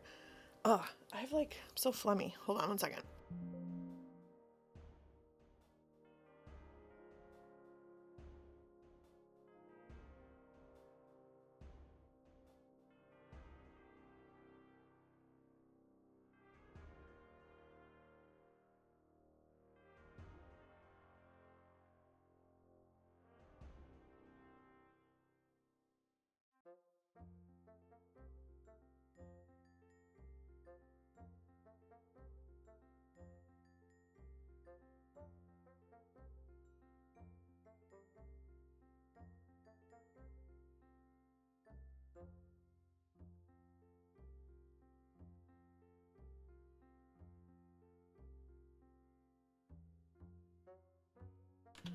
Okay, so everyone's been trying to make a landscape together.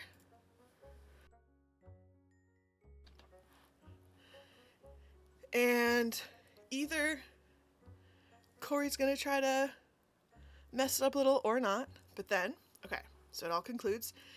And I say, all right, now I need you to use your imagination. Imagine that this landscape becomes 3D at the snap of my fingers. Let your eyes glide across the landscape and picture it in 3D. Which shapes would pop up and out? What would be moving? Would anything delve deep into the ground below? Now, imagine the creation of this landscape animated in 3D. Every moment from the first mark on the page to the physical movement of the pages gluing them together, all of that was captured as a 3D progression from start to finish. Some of you might wonder what it would be like to inhabit this world. If you could, would you? What if I added Kylo Ren and told you that this whole time you were creating a home for Kylo Ren and his friends? I'm gonna bring this little Kylo Ren dude. Okay. Now let's say a few of you decide you want to inhabit this world. When you get there, though, it's empty. Nothing has been created yet. And then you realize you have to make it. This time, though, you're not making it on a 2D surface. You're inside of the 3D world, and you're using your mediums in a totally new way. And now you know you're making a home for this dude and his buddies. So let's think about the Valar. The Valar, or the Ainur, they made music alone first, and then created 3 themes together, musically. Eru gave them sight, or Iluvatar gave them sight, and then they beheld their music in a new dimension as Arda unfolding its history over time. So the timeline of Arda has been determined by the music. The Valar that choose to inhabit it are then bound to this progression. So you made your drawing alone first, and then together created a landscape. I snapped my fingers, and you beheld it in a 3rd dimension. So the timeline of what you would experience if you choose to inhabit this world has already been determined by your initial creation of the landscape. So you'd be living through the creation of the landscape from the first moments of collaboration through the end of the exercise, including any of Corey's antics that may or may not happen. But you would only know the mastery of your medium, and you have a memory of the vision of the 3D world that you beheld before you entered that space. That's all you've got. So with this perspective, let's take a look at some events from the Silmarillion. So starting with the Ainulindale. So what do the Valar know? They know music. They know their own music and maybe a little bit of another. And so their role is to simply make music alone and then make music together in the theme set forth by Iluvatar. So the parallels, right, for us, we were independently drawing and then collaborating to make a landscape. The establishment of Valinor. So since the Ainulindale, the world has been created, and we're in the spring of Arda. The Valar are chilling, living their best lives. They have 2 lamps illuminating the world. It's gorgeous. But Melkor wants to be in charge, so what do the Valar know here? Melkor and his allies destroyed the 2 lamps and most of the world. And this combined strength of the Valar could not defeat Melkor. Their home entirely destroyed. So what is their role at this point? It's to recover from the battle with Melkor, because it was pretty bad, and establish a new home, which is, or becomes, Valinor. So the activity parallel here is that you start to see how your 2D choices affect the fabric of the space-time around you in this new dimension. It's not just lines on a paper gluing something together. You feel, or like harmonic dissonance, you're starting to really experience it. The awakening of the elves. So what do the Valar know here? The Valar, first, they're stronger, they're thriving in Valinor, living by the light of the 2 trees.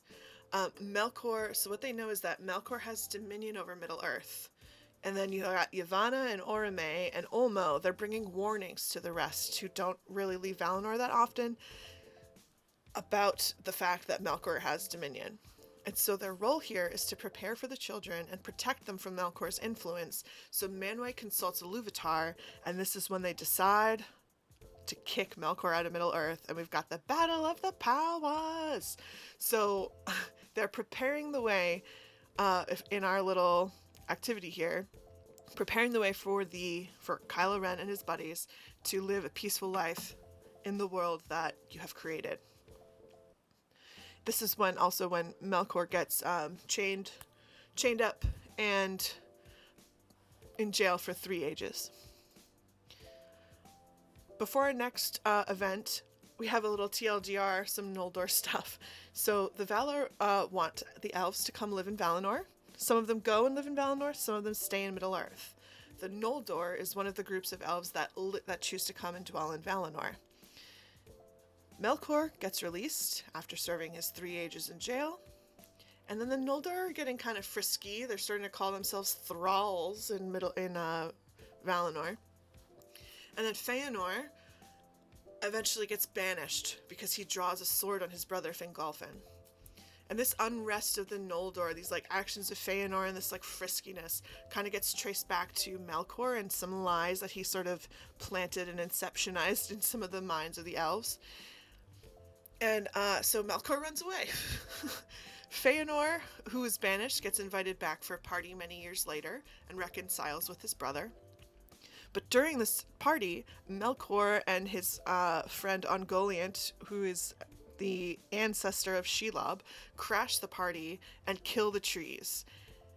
So, devastating. Feanor refuses to break the Silmarils, which are jewels that he made that have in them the light of the trees. He refuses to break them to bring the trees back.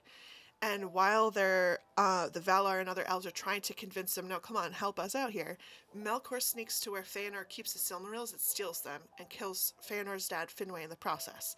And from this point on, Melkor is now known as Morgoth, the Cursed One, because Feanor calls him so.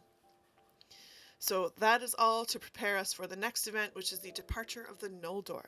So what do the Valar know? Feanor has whipped everyone up into a fervor after Morgoth steals the Silmarils and kills Finwë. Some of the Noldor leave with him to take vengeance, and they end up killing their kin in Alqualondë for ships to leave Valinor. The Valar also recognize that Valinor has a weakness and it can be infiltrated because Melkor and Ungoliant just waltzed right in. So their role at this point is to give the Noldor a warning because they can see where this is headed. And then after... no. I'm not going to say that. They'll give the Noldor a warning before they leave. Careful. Then, after the kinslaying happens, rebuke them and then inform the Noldor of the consequences of their actions. This is like the doom of Mandos. And then they also need to strengthen Valinor, because it's weak. So for our parallel here, we're just continuing to live out the multidimensional expression of the art you created a long time ago, while the children do their thing. The awakening of humans. What the Valar know is that Morgoth is on the loose in Middle-earth. Some elves still reside in Middle-earth, and fighting Morgoth results in earth-shattering destruction. So the role is to protect the children from Morgoth, and almost kind of working behind the scenes, preparing the way for someone to kind of help with things. Their role is also to leave the Noldor to the consequences of their actions. So to do both these things, they create the sun and the moon. And the sun is what prevents Morgoth and his creations from leaving their dungeons and all that kind of stuff. So that will protect, hopefully, the children from Morgoth. And then a note about humans here. Oh, also, the humans, I need to put some notes here about what I want to say about humans. Okay, so, they create the sun and the moon, and at the time of the sun rising is when humans wake up.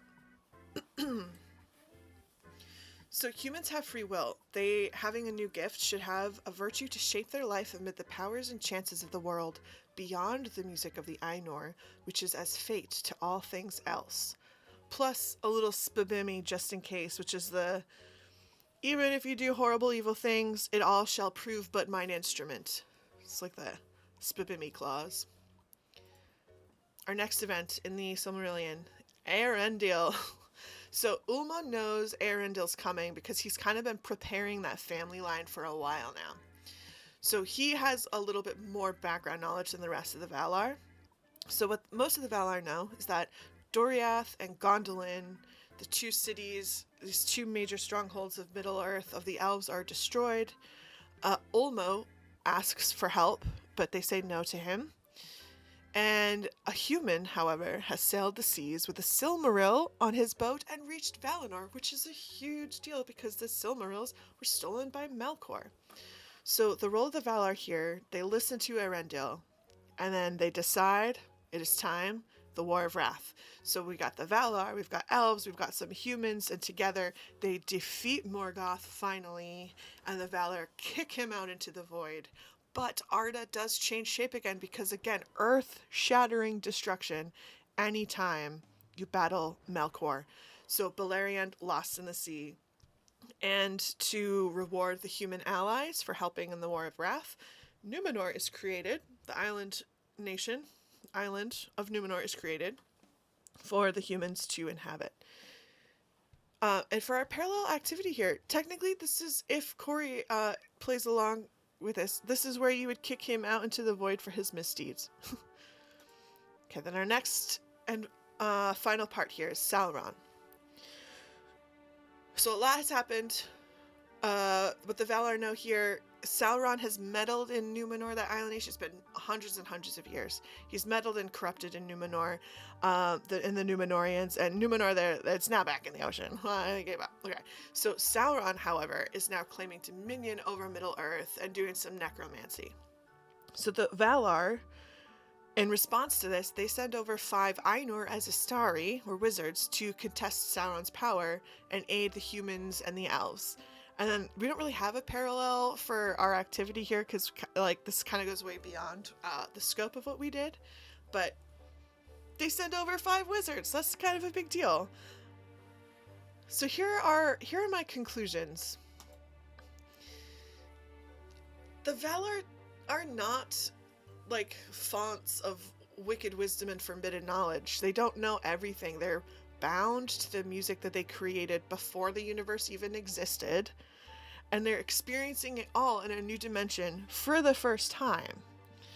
And I gotta be honest, it feels a little deceptive to me on Iluvatar's part to be like, make music. So you make music and then be like, look, guess what? You are actually making a timeline of a whole world. Surprise! But I don't know. Maybe that's just me.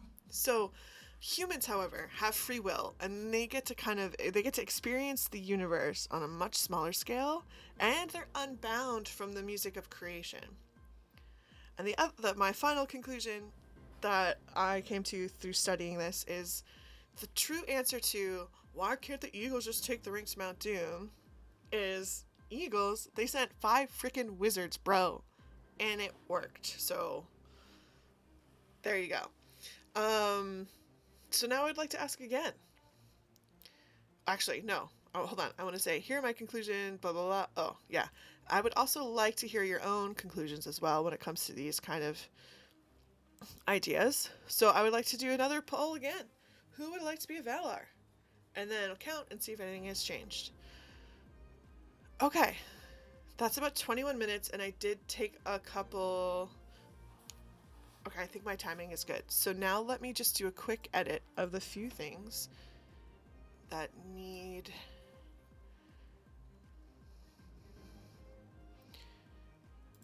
I'm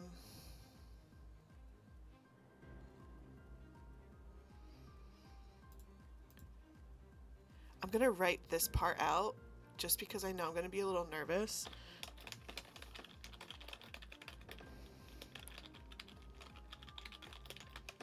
To Namo, brother of Niena, sister of Irmo, married to Esta, Then we've got Tulkas married to Nessa, sister of Orome, married to Vana, sister of Yavanna.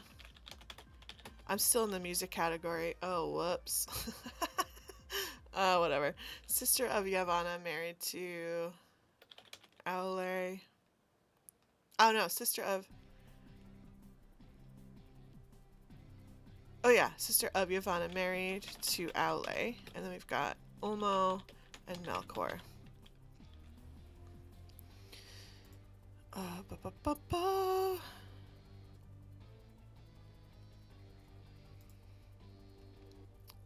Okay, since the Ainulay, the world has been created. Okay, so...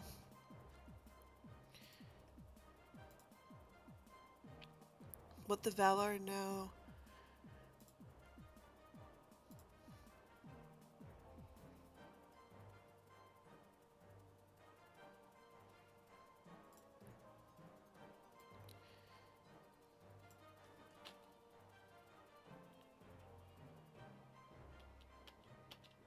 I'm gonna simplify this. Some Noldor leave with Feanor. Oh, how do I do that? E. 2, 3, 5.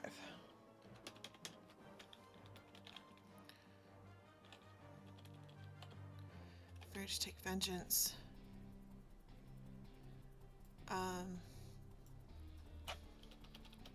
So the roll, just simplify this. Rebuke and inform the Noldor of the consequences of their actions. Strengthen Valinor. Okay, what the Valar know. Morgoth claims Middle Earth. Some elves still reside in Middle Earth. And humans will wake soon. I don't know if I want to put that there. Hold on. Morgoth. I'm going to take that a little bit out of about Ulmo here. Protect the children from Morgoth. I think that's fine. But leave the Noldor to the consequences of the actions. So they create the sun and moon. And then I wanted to add the sun prohibits Melkor and his associates from leaving Autumno. Oh wait, is it Autumno or Thangorodrim at this point? From leaving... It's Thangorodrim, right? Right, viewer? Thangorodrim.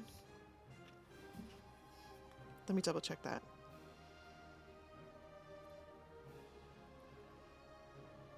Thangorodrim. Yes, okay.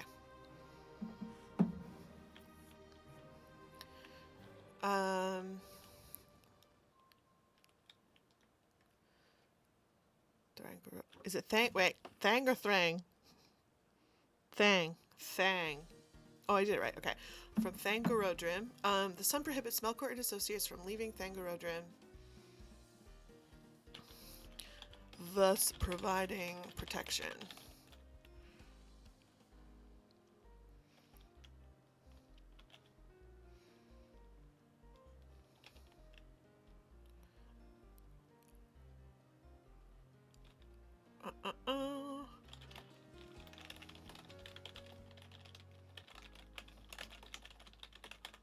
Okay. So their role is to protect the children from Morgoth. I'm going to delete this. So they create the sun and moon. And then I'll say the sun prohibits Melkor and his associates from leaving Thangorodrim for a while, thus providing protection while leaving the Noldor to the consequences of their actions. And then on the morning of the first sunrise, humans awake. Humans wake up. Okay. Arendelle. What the Valar know. I feel like I need to add a little bit about.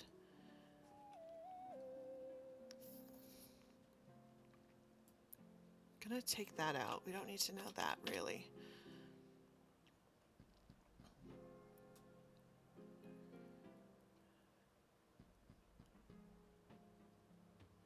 Doriath and Gondolin are destroyed. Do I need to say anything about how humans are corrupted? Or have been corrupted by Melkor? I don't think so.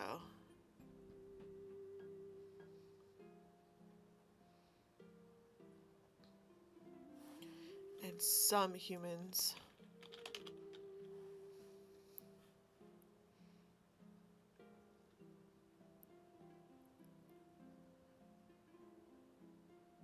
And the Valar could come into the void.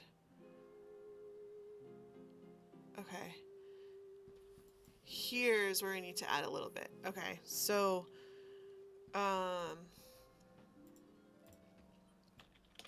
since Numenor has been created,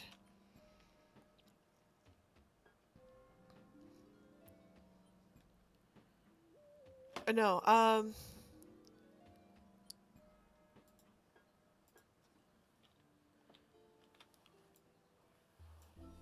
want to summarize a little bit between Arendelle and then the Third Age.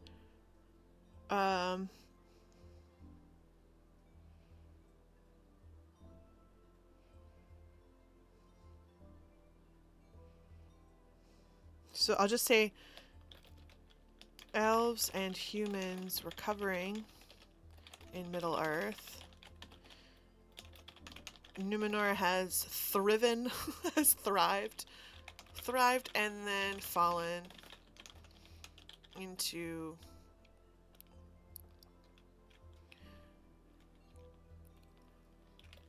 hands of Sauron, and eventually gets thrown back into the ocean after the humans misbehave a little too much. Some escape to Middle Earth to continue the fight with Sauron.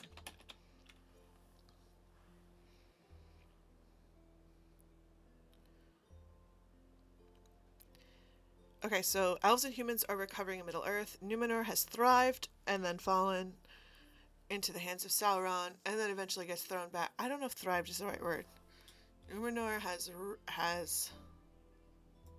whatever. Eventually gets thrown back into the ocean after the humans misbehave a little too much. Some escape to Middle Earth. Some good ones escape to Middle Earth. This is like the most summariest of summaries. Some good ones escape to Middle Earth to continue the fight with Sauron.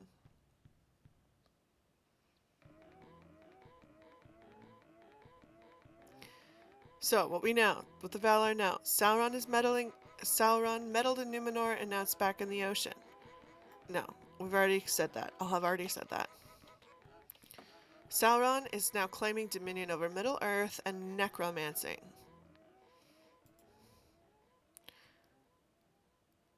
I wonder if I should add that, like, technically Sauron is of a lesser class than Melkor. Nah, I'm not. No. I don't want to add that. Okay.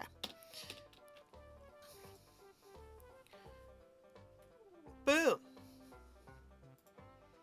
That's good. That connects those two much better. Okay, so here are my conclusions.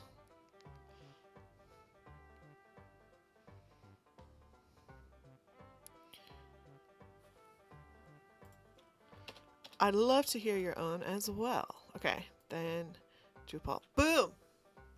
All right, I think that's good. I think I'm in good shape. I've got notes for all the slides. Except for this one. That's fine, I don't need it for that one. I might want to take a look at this slide later, but we'll see. Alright, I gotta get going here. So, it's been real, viewer. I hope you have a good Friday. And I'll be back in a few days after New England Moot. Woo! New England Moot! Whoa! Should be a good time. Alright, goodbye. You don't know the power of the dark side. Tilly, make the jump for hyperspace. You are the weakest link about. Bert?